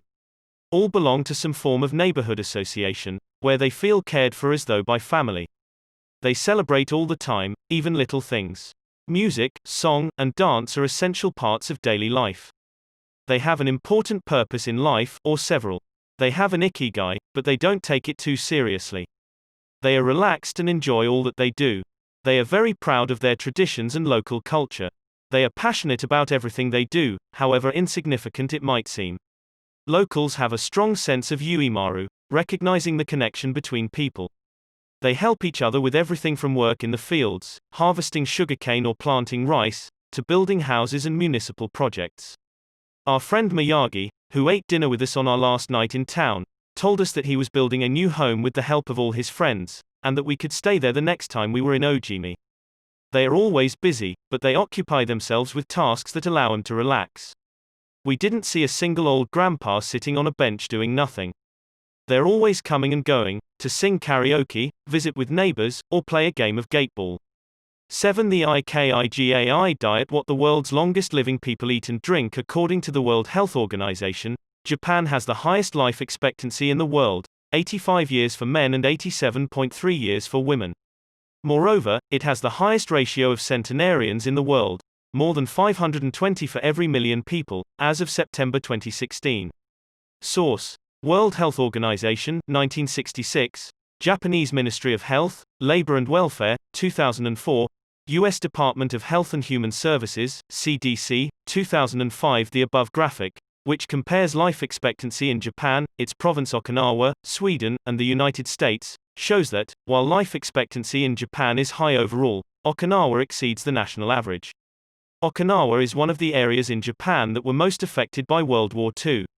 As a result not only of conflicts on the battlefield but also of hunger and a lack of resources once the war ended, the average life expectancy was not very high during the 1940s and 1950s. As Okinawans recovered from the destruction, however, they came to be some of the country's longest living citizens. What secrets to long life do the Japanese hold? What is it about Okinawa that what secrets to long life do the Japanese hold? What is it about Okinawa that makes it the best of the best in terms of life expectancy? Experts point out that, for one thing, Okinawa is the only province in Japan without trains. Its residents have to walk or cycle when not driving. It is also the only province that has managed to follow the Japanese government's recommendation of eating less than 10 grams of salt per day. Okinawa's miracle diet. The mortality rate from cardiovascular disease in Okinawa is the lowest in Japan, and diet almost certainly has a lot to do with this. It is no coincidence that the Okinawa diet is so often discussed around the world at panels on nutrition. The most concrete and widely cited data on diet in Okinawa come from studies by Makoto Suzuki, a cardiologist at the University of the Ryukyu, who has published more than 700 scientific articles on nutrition and aging in Okinawa since 1970. Bradley J. Wilcox and D. Craig Wilcox joined Makoto Suzuki's research team and published a book considered the Bible on the subject, The Okinawa Program. 1. They reached the following conclusions. Locals eat a wide variety of foods, especially vegetables. Variety seems to be key. A study of Okinawa's centenarians showed that they ate 206 different foods, including spices, on a regular basis. They ate an average of 18 different foods each day, a striking contrast to the nutritional poverty of our fast food culture. They eat at least 5 servings of fruits and vegetables every day. At least 7 types of fruits and vegetables are consumed by Okinawans on a daily basis. The easiest way to check if there is enough variety on your table is to make sure you're eating the rainbow. A table featuring red peppers, carrots, spinach, cauliflower, and eggplant, for example, offers great color and variety. Vegetables, potatoes, legumes, and soy products such as tofu are the staples of an Okinawan's diet. More than 30% of their daily calories comes from vegetables. Grains are the foundation of their diet. Japanese people eat white rice every day, sometimes adding noodles. Rice is the primary food in Okinawa, as well. They rarely eat sugar, and if they do, it's cane sugar. We drove through several sugarcane fields every morning on our way to Ojimi, and even drank a glass of cane juice at Nakajin Castle. Beside the stall selling the juice was a sign describing the anti-carcinogenic benefits of sugarcane. In addition to these basic dietary principles, Okinawans eat fish an average of 3 times per week. Unlike in other parts of Japan, the most frequently consumed meat is pork, though locals eat it only once or twice per week. Along these lines, Makoto Suzuki's studies indicate the following.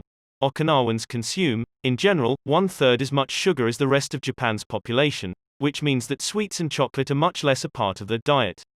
They also eat practically half as much salt as the rest of Japan, 7 grams per day, compared to an average of 12. They consume fewer calories, an average of 1,785 per day, compared to 2,068 in the rest of Japan. In fact, low caloric intake is common among the 5 blue zones. Hara Hachi Bu. This brings us back to the 80% rule we mentioned in the first chapter, a concept known in Japanese as Hara Hachi Bu. It's easy to do, when you notice you're almost full but could have a little more. Just stop eating. One easy way to start applying the concept of Hara Hachi Bu is to skip dessert. Or to reduce portion size. The idea is to still be a little bit hungry when you finish. This is why portion size tends to be much smaller in Japan than in the West. Food isn't served as appetizers, main courses, and dessert. Instead, it's much more common to see everything presented at once on small plates, one with rice, another with vegetables, a bowl of miso soup, and something to snack on. Serving food on many small plates makes it easier to avoid eating too much, and facilitates the varied diet discussed at the beginning of this chapter. Hara Hachi Bu is an ancient practice. The 12th century book on Zen Buddhism Zazen Ujinki recommends eating 2/3 as much as you might want to. Eating less than one might want is common among all Buddhist temples in the East. Perhaps Buddhism recognized the benefits of limiting caloric intake more than 9 centuries ago. So, eat less to live longer. Few would challenge this idea. Without taking it to the extreme of malnutrition, of course, eating fewer calories than our bodies ask for seems to increase longevity. The key to staying healthy while consuming fewer calories is eating foods with a high nutritional value, especially superfoods, and avoiding those that add to our overall caloric intake but offer little to no nutritional value. The calorie restriction we've been discussing is one of the most effective ways to add years to your life. If the body regularly consumes enough, or too many, calories, it gets lethargic and starts to wear down, expending significant energy on digestion alone. Another benefit of calorie restriction is that it reduces levels of IGF-1, insulin-like growth factor 1, in the body. IGF-1 is a protein that plays a significant role in the aging process. It seems that one of the reasons humans and animals age is an excess of this protein in their blood. Whether calorie restriction will extend lifespan in humans is not yet known, but data increasingly indicate that moderate calorie restriction with adequate nutrition has a powerful protective effect against obesity, type 2 diabetes, inflammation, hypertension, and cardiovascular disease, and reduces metabolic risk factors associated with cancer. An alternative to following the 80% rule on a daily basis is to fast for 1 or 2 days each week. The 5-2, or fasting, diet recommends 2 days of fasting, consuming fewer than 500 calories every week and eating normally on the other 5 days. Among its many benefits, fasting helps cleanse the digestive system and allows it to rest. 15 natural antioxidants found in the Okinawan diet. Antioxidants are molecules that slow the oxidation process in cells, neutralizing the free radicals that cause damage and accelerate aging. The antioxidant power of green tea, for example, is well known, and will be discussed later at greater length. Because they are rich in antioxidants and are eaten nearly every day in the region, these 15 foods are considered keys to Okinawan vitality: tofu, miso, tuna, carrots, goya, bitter melon, kombu, sea kelp, cabbage, nori, seaweed, onion, soy sprouts, hechima, cucumber-like gourd, soybeans, boiled or raw, sweet potato, peppers, sanpincha, jasmine tea, sanpincha, the reigning infusion in Okinawa. Okinawans drink more sanpincha, a mix of green tea and jasmine flowers, than any other kind of tea. The closest approximation in the West would be the jasmine tea that usually comes from China. A 1988 study conducted by Hiroko Sho at the Okinawa Institute of Science and Technology indicates that jasmine tea reduces blood cholesterol levels. 4 sanpincha can be found in many different forms in Okinawa, and is even available in vending machines. In addition to all the antioxidant benefits of green tea, it boasts the benefits of jasmine, which include reducing the risk of heart attack, strengthening the immune system, helping relieve stress, lowering cholesterol. Okinawans drink an average of 3 cups of sanpincha every day. Okinawans drink an average of 3 cups of sanpincha every day. It might be hard to find exactly the same blend in the West, but we can drink jasmine tea, or even a high-quality green tea, instead. The secrets of green tea has been credited for centuries with significant medicinal properties. Recent studies have confirmed its many benefits, and have attested to the importance of this ancient plant in the longevity of those who drink it often. Originally from China, where it has been consumed for millennia, green tea didn't make its way to the rest of the world until just a few centuries ago. Unlike other teas, and as a result of being air-dried without fermentation, it retains its active elements even after being dried and crumbled. It offers meaningful health benefits such as controlling cholesterol, lowering blood sugar levels, improving circulation, protection against the flu, vitamin C, promoting bone health, fluoride, protection against certain bacterial infections, protection against UV damage, cleansing and diuretic effects. White tea, with its high concentration of polyphenols, may be even more effective against aging. In fact, it is considered to be the natural product with the greatest antioxidant power in the world, to the extent that 1 cup of white tea might pack the same punch as about a dozen glasses of orange juice. In summary, drinking green or white tea every day can help us reduce the free radicals in our bodies, keeping us young longer. The powerful shikuwasa. Shikuwasa is the citrus fruit par excellence of Okinawa, and Ojimi is its largest producer in all of Japan. The fruit is extremely acidic. It is impossible to drink shikuwasa juice without diluting it first with water. Its taste is somewhere between that of a lime and a mandarin orange, to which it bears a family resemblance. Shikuwasas also contain high levels of nobiletin, a flavonoid rich in antioxidants. All citrus fruits, grapefruits, oranges, lemons, are high in nobiletin, but Okinawa's shikuwasas have 40 times as much as oranges. Consuming nobiletin has been proven to protect us from arteriosclerosis, cancer, type 2 diabetes, and obesity in general. Shikuwasas also contain vitamins C and B1, beta-carotene, and minerals. They are used in many traditional dishes and to add flavor to food, and are squeezed to make juice. While conducting research at the birthday parties of the town's grandparents, we were served shikuwasa cake. The antioxidant canon. For Westerners in 2010, the UK's Daily Mirror published a list of foods recommended by experts to combat aging. Among these foods readily available in the West are vegetables such as broccoli and chard, for their high concentration of water, minerals, and fiber; oily fish such as salmon, mackerel, tuna, and sardines, for all the antioxidants in their; fat fruits such as citrus, strawberries, and apricots. They are an excellent source of vitamins and help eliminate toxins from the body; berries such as blueberries and goji berries.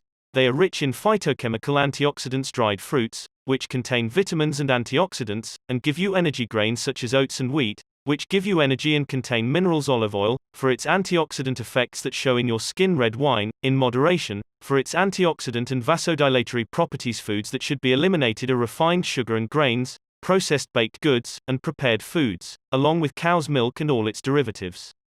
Following this diet will help you feel younger and slow the derivatives. Following this diet will help you feel younger and slow the process of premature aging.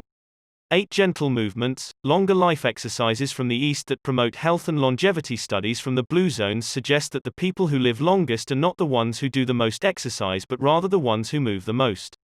When we visited Ojimi, the village of longevity, we discovered that even people over 80 and 90 years old are still highly active. They don't stay at home looking out the window or reading the newspaper. Ojimi's residents walk a lot, do karaoke with their neighbors, get up early in the morning, and, as soon as they've had breakfast, or even before, head outside to weed their gardens. They don't go to the gym or exercise intensely, but they almost never stop moving in the course of their daily routines. As easy as getting out of your chair, metabolism slows down 90% after 30 minutes of sitting.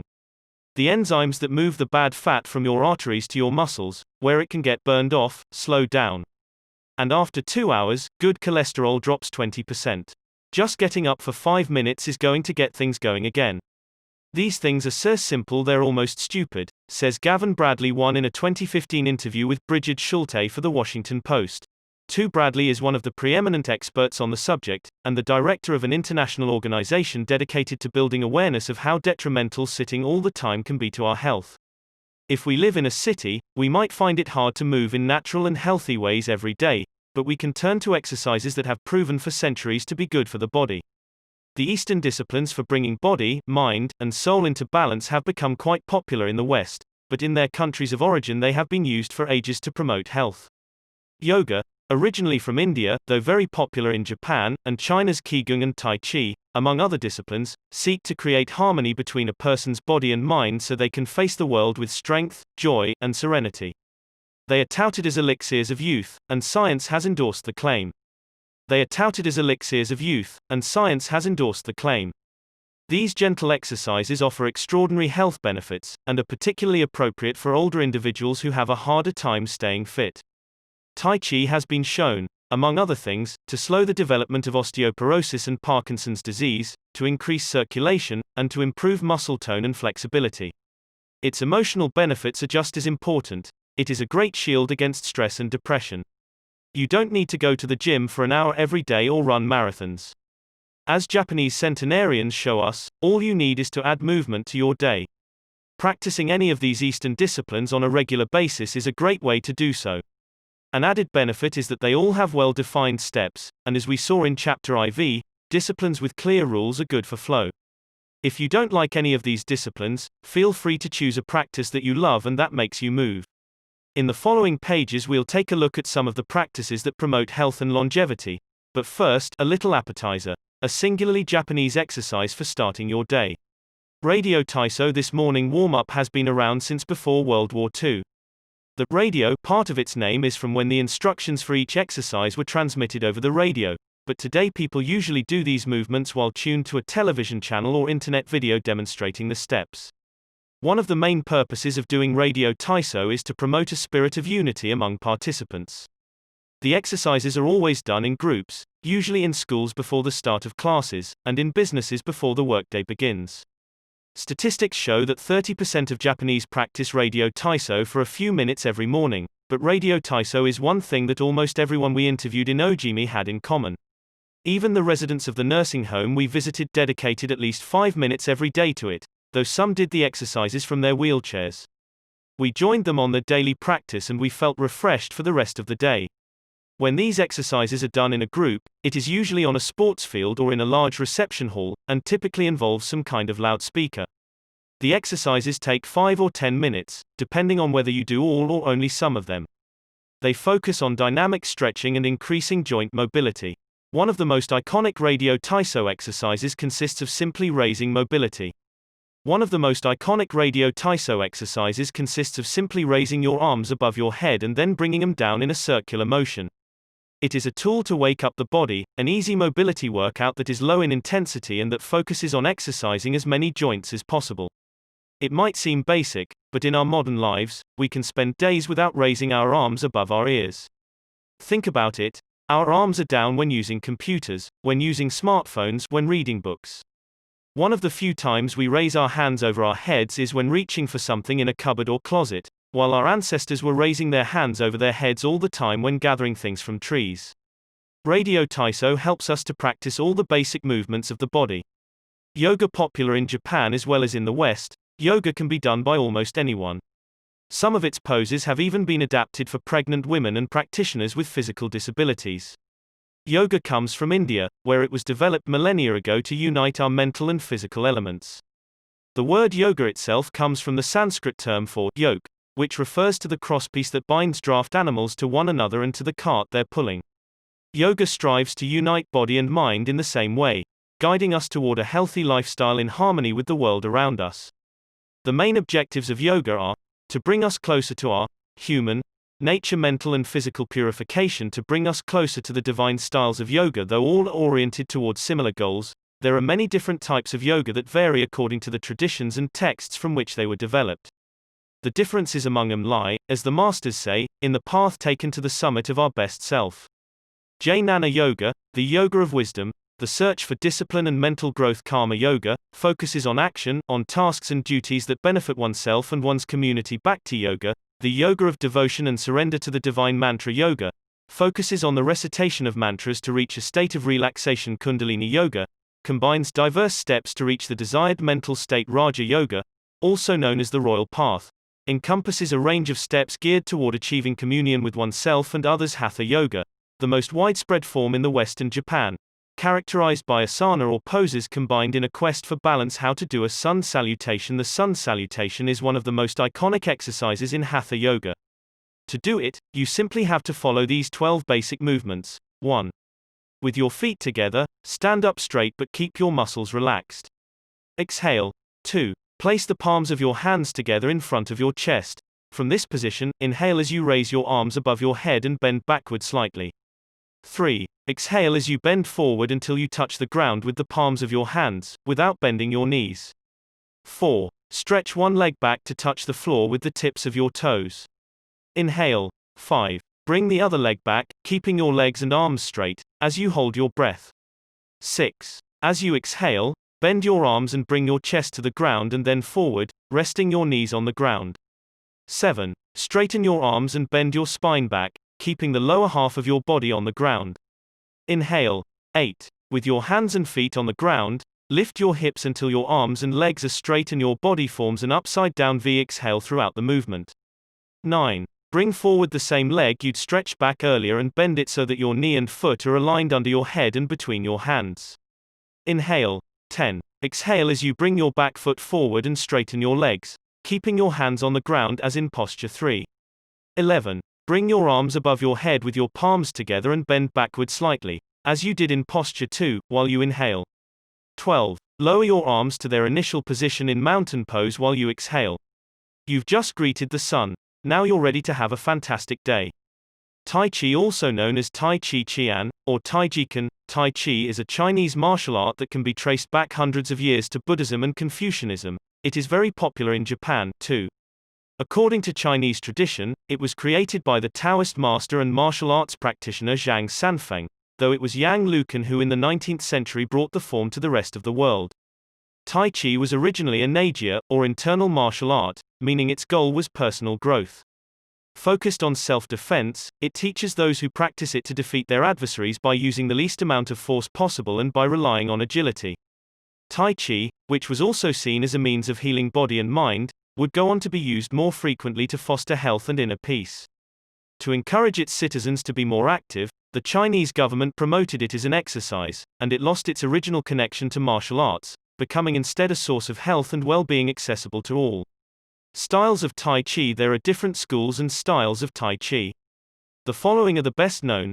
Chen style alternates between slow movements and explosive ones. Yang style, the most widespread of the forms, characterized by slow, fluid movements. Wu style utilizes small, slow, deliberate movements. Hao style, centered on internal movements, with almost microscopic external movements.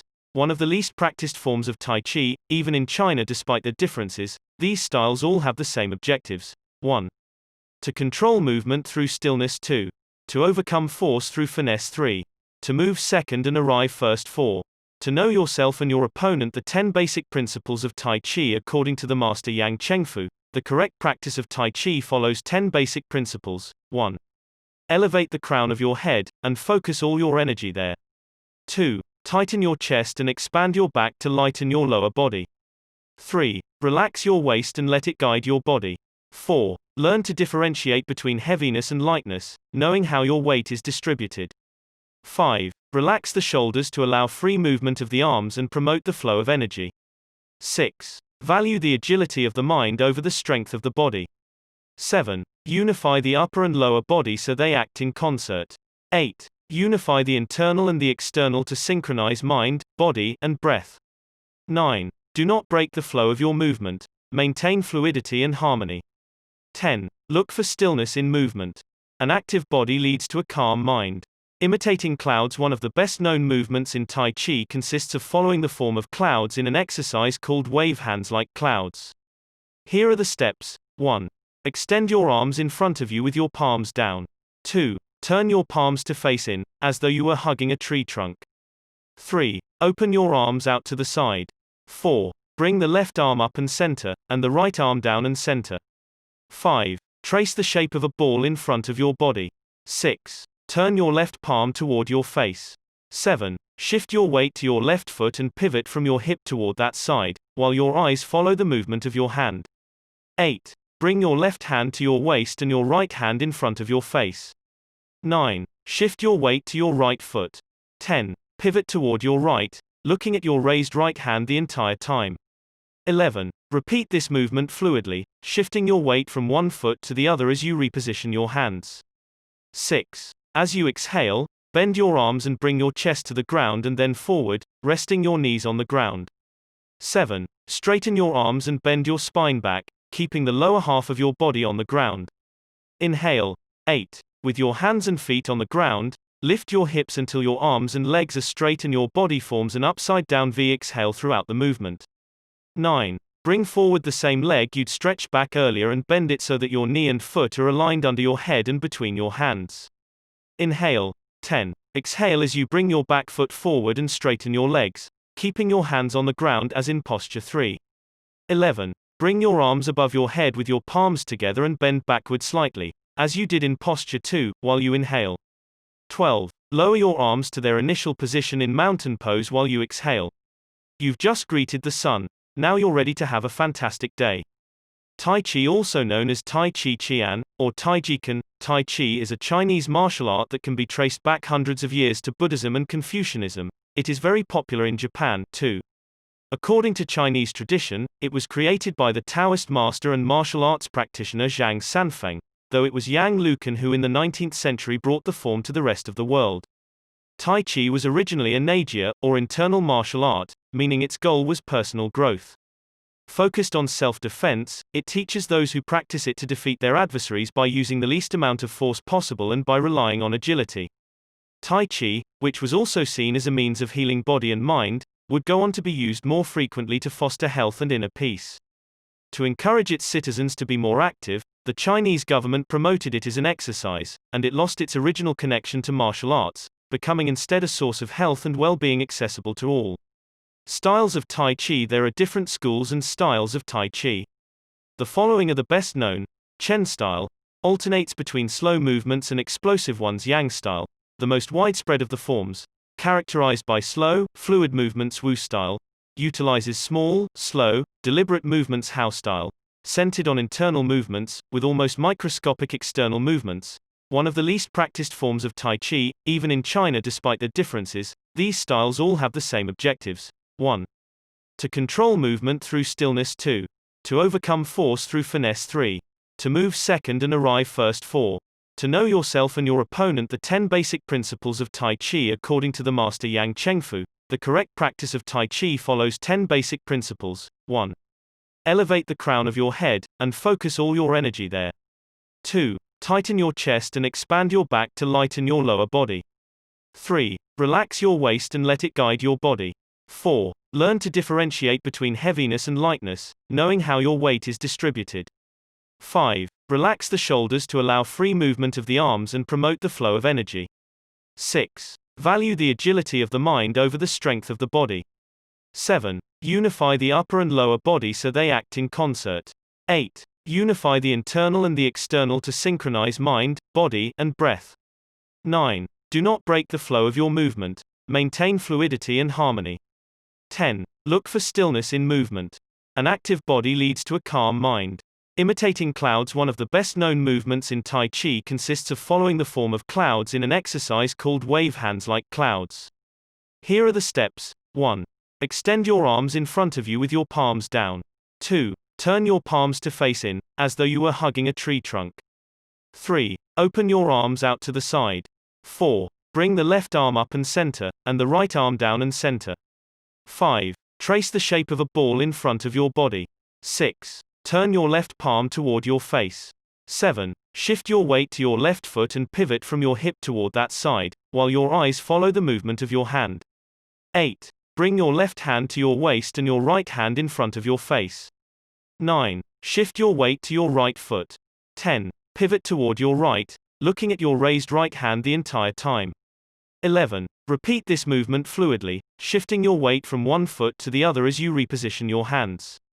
12. Stretch your arms out in front of you again and bring them down slowly, returning to your initial position. Qigong, also known as Qi Kung, its name combines Qi, life force, or energy, and Gong, work, indicating that the form works with the individual's life force. Though relatively modern, especially under its current name, the art of Qigong is based on the Tao Yin, an ancient art meant to foster mental and physical well-being. The practice began to appear in reports on training and martial arts at the beginning of the 20th century, and by the 1930s was being used in hospitals. The Chinese government later popularized it, as it had done with Tai Chi. Qigong involves static and dynamic physical exercises that stimulate respiration in a standing, seated, or reclined position. There are many different styles of Qigong, but all of them seek to strengthen and regenerate Qi. Though its movements are typically gentle, the practice is intense. Benefits of Qigong. According to numerous international scientific studies, Qigong, like Tai Chi and yoga, offers significant health benefits. The following stand out among those proven through scientific research, as observed by Dr. Kenneth M. Sancia of San Francisco's Qigong Institute in his article, Medical Applications of Qigong. 3. Modification of brainwaves, improved balance of sex hormones, lower mortality rate from heart attacks, lower blood pressure in patients with hypertension, greater bone density, better circulation, deceleration of symptoms associated with senility, greater balance and efficiency of bodily functions, increased blood flow to the brain and greater mind-body connection, improved cardiac function, reduction in the secondary effects of cancer treatments. Practicing these arts not only keeps us in shape, it also helps extend our lives. Methods for practicing Qigong. In order to practice Qigong correctly, we should remember that our life energy flows through our whole body. We should know how to regulate its many parts. 1. Tai Shen, regulating the body. By adopting the correct posture, it is important to be firmly rooted to the ground. 2. Tai Shi, regulating the breath, until it is calm, steady, and peaceful. 3. Tai Shin, regulating the mind, the most complicated part, as it implies emptying the mind of thoughts. 4. Tai Chi, regulating the life force, through the regulation of the 3 prior elements, so that it flows naturally. 5. Tai Shen, regulating the spirit is both strength and root in battle, as Yang Jwing Ming explains in The Essence of Taiji Qigong. 4. In this way, the whole organism will be prepared to work together toward a single goal. The 5 elements of Qigong. One of Qigong's best-known exercises is a series representing the 5 elements. One of Qigong's best-known exercises is a series representing the 5 elements: earth, water, wood, metal, and fire.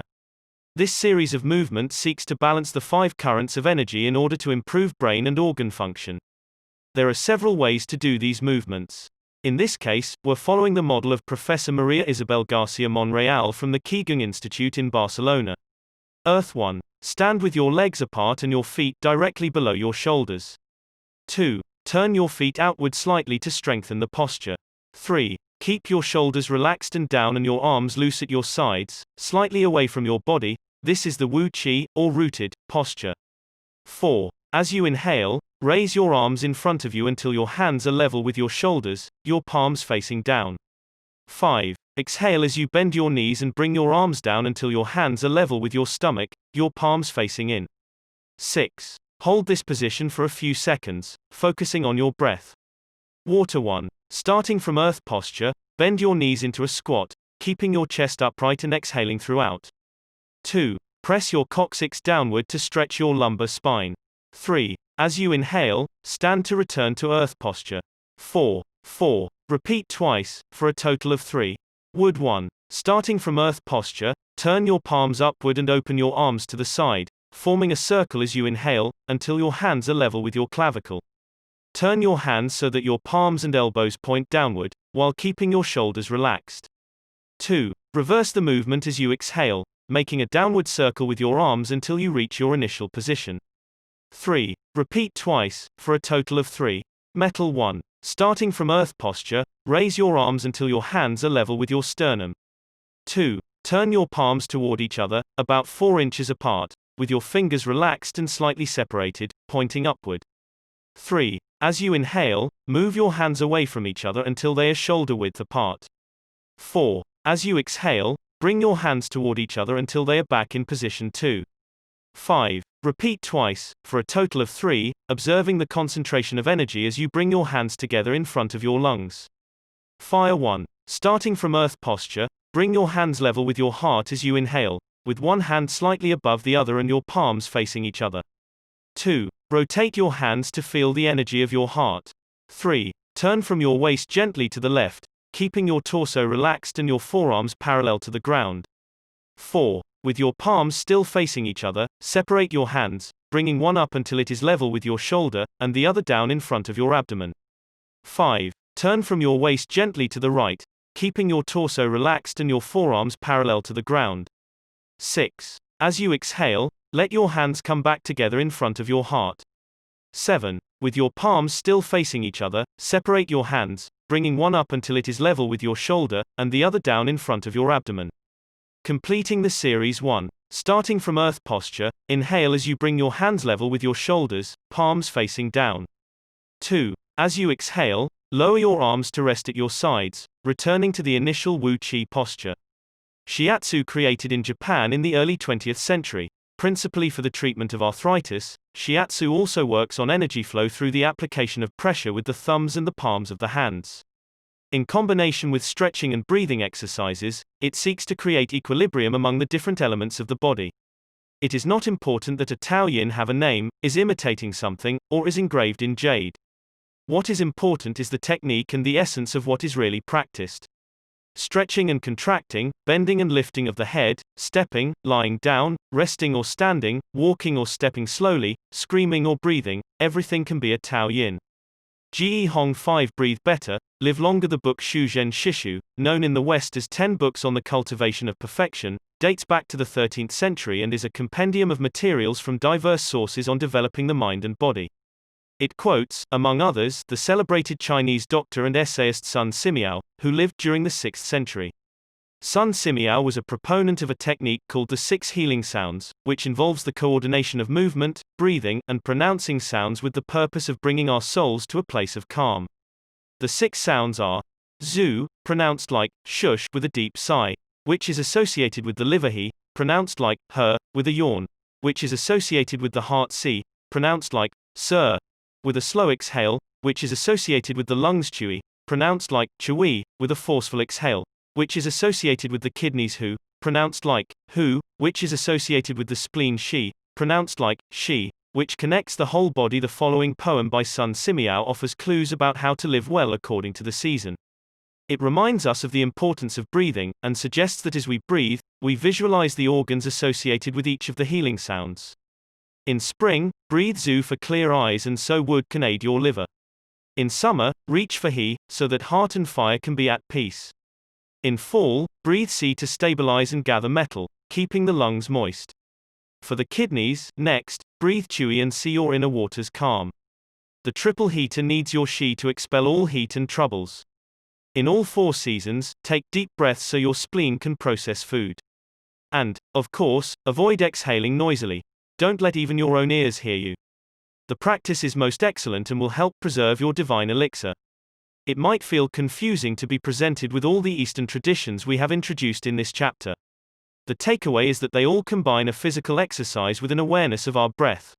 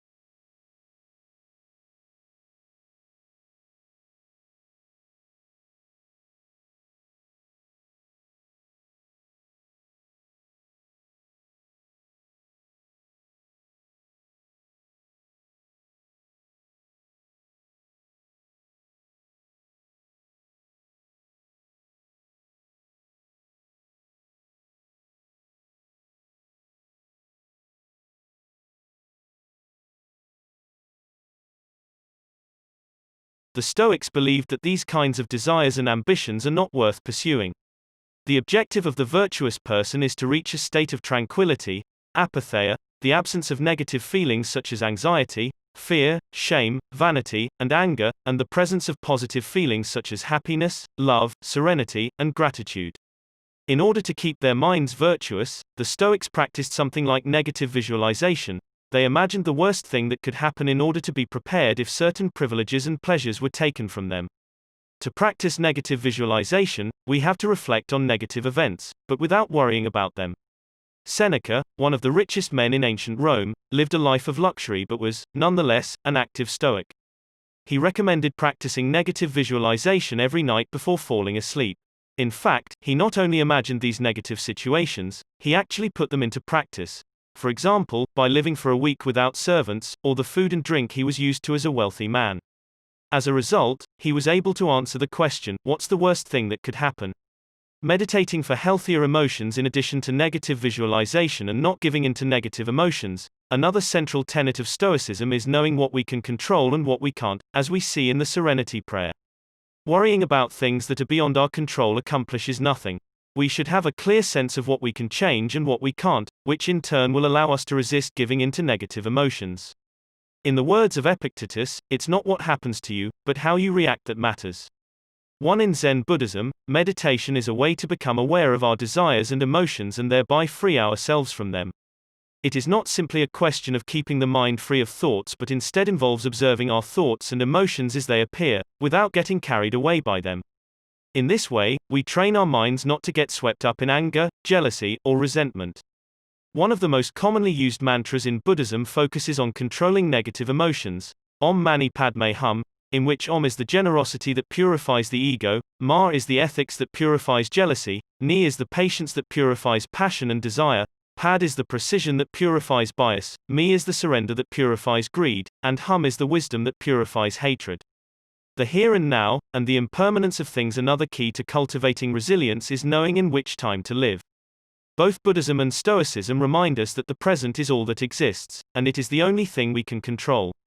Instead of worrying about the past or the future, we should appreciate things just as they are in the moment, in the now. The only moment in which you can be truly alive is the present moment, observes the Buddhist monk Thich Nhat Hanh. In addition to living in the here and now, the Stoics recommend reflecting on the impermanence of the things around us. The Roman Emperor Marcus Aurelius said that the things we love are like the leaves of a tree. They can fall at any moment with a gust of wind. He also said that changes in the world around us are not accidental but rather form part of the essence of the universe, a rather Buddhist notion, in fact. We should never forget that everything we have and all the people we love will disappear at some point. This is something we should keep in mind, but without giving in to pessimism.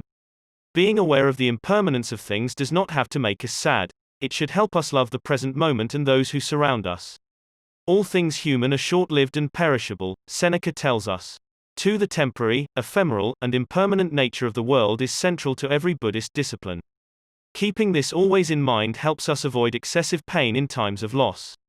Wabi-sabi and ichi-go-ichi wabi-sabi is a Japanese concept that shows us the beauty of the fleeting, changeable, and imperfect nature of the world around us. Instead of searching for beauty and perfection, we should look for it in things that are flawed, incomplete. This is why the Japanese place such value, for example, on an irregular or cracked teacup. Only things that are imperfect, incomplete, and ephemeral can truly be beautiful, because only those things resemble the natural world. Stock in big construction companies has been steadily on the rise since 2011. The need to rebuild the entire coast of Tohoku is a boon for construction. In this case, Japanese construction companies are anti-fragile, since they benefited enormously from the catastrophe. Now let's take a look at how we can apply this concept to our daily lives. How can we be more anti-fragile? Step 1. Create redundancies. Step 1. Create redundancies. Instead of having a single salary, try to find a way to make money from your hobbies, at other jobs, or by starting your own business. If you have only one salary, you might be left with nothing should your employer run into trouble, leaving you in a position of fragility. On the other hand, if you have several options and you lose your primary job, it might just happen that you end up dedicating more time to your secondary job, and maybe even make more money at it. You would have beaten that stroke of bad luck and would be, in that case, anti-fragile. 100% of the seniors we interviewed in Ojimi had a primary and a secondary occupation. Most of them kept a vegetable garden as a secondary job, and sold their produce at the local market. The same idea goes for friendships and personal interests. It's just a matter, as the saying goes, of not putting all your eggs in one basket. In the sphere of romantic relationships, there are those who focus all their energy on their partner and make him or her their whole world. Those people lose everything if the relationship doesn't work out, whereas if they've cultivated strong friendships and a full life along the way, they'll be in a better position to move on at the end of a relationship. They'll be anti-fragile. Right now you might be thinking, I don't need more than one salary, and I'm happy with the friends I've always had. Why should I add anything new? It might seem like a waste of time to add variation to our lives, because extraordinary things don't ordinarily happen. We slip into a comfort zone. But the unexpected always happens, sooner or later. Step 2. Bet conservatively in certain areas and take many small risks in others. The world of finance turns out to be very useful in explaining this concept. If you have 10,000 saved up, you might put 9,000 of that into an index fund or fixed term deposit, and invest the remaining 1,000 in 10 startups with huge growth potential, say, 100 in each. One possible scenario is that 3 of the companies fail, you lose 300, the value of 3 other companies goes down, you lose another 100 or 200, the value of 3 goes up, you make 100 or 200, and the value of one of the startups increases 20-fold, you make nearly 2,000, or maybe even more. You still make money, even if 3 of the businesses go completely belly up. You've benefited from the damage, just like the Hydra. You've benefited from the damage, just like the Hydra.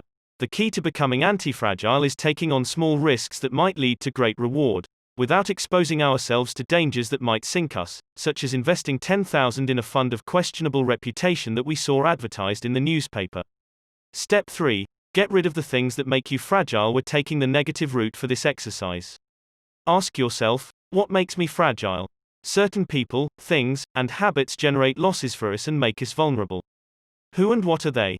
When we make our New Year's resolutions, we tend to emphasize adding new challenges to our lives. It's great to have this kind of objective, but setting good riddance goals can have an even bigger impact. For example, stop snacking between meals, eat sweets only once a week, gradually pay off all debt, avoid spending time with toxic people, avoid spending time doing things we don't enjoy. Simply because we feel obligated to do them, spend no more than 20 minutes on Facebook per day to build resilience into our lives. We shouldn't fear adversity, because each setback is an opportunity for growth. If we adopt an anti-fragile attitude, we'll find a way to get stronger with every blow, refining our lifestyle and staying focused on our Ikigai. 5. Get in shape for your next birthday. Water moves. It is at its best when it flows fresh and doesn't stagnate. The body you move through life in needs a bit of daily maintenance to keep it running for a long time. Plus, exercise releases hormones that make us feel happy. 6. Smile. A cheerful attitude is not only relaxing, it also helps make friends. It's good to recognize the things that aren't so great, but we should never forget what a privilege it is to be in the here and now in a world so full of possibilities. 7. Reconnect with nature. Though most people live in cities these days, human beings are made to be part of the natural world. We should return to it often to recharge our batteries. 8. Give thanks. To your ancestors, to nature, which provides you with the air you breathe and the food you eat, to your friends and family, to everything that brightens your days and makes you feel lucky to be alive. Spend a moment every day giving thanks, and you'll watch your stockpile of happiness grow. 9. Live in the moment. Stop regretting the past and fearing the future. Today is all you have. Make the most of it. Make it worth remembering. 10. Follow your Ikigai. There is a passion inside you, a unique talent that gives meaning to your days and drives you to share the best of yourself until the very end. If you don't know what your Ikigai is yet, as Viktor Frankl says, your mission is to discover it. The authors of this book wish you a long, happy, and purposeful life. Thank you for joining us, Hector Garcia and Francesc Miralles.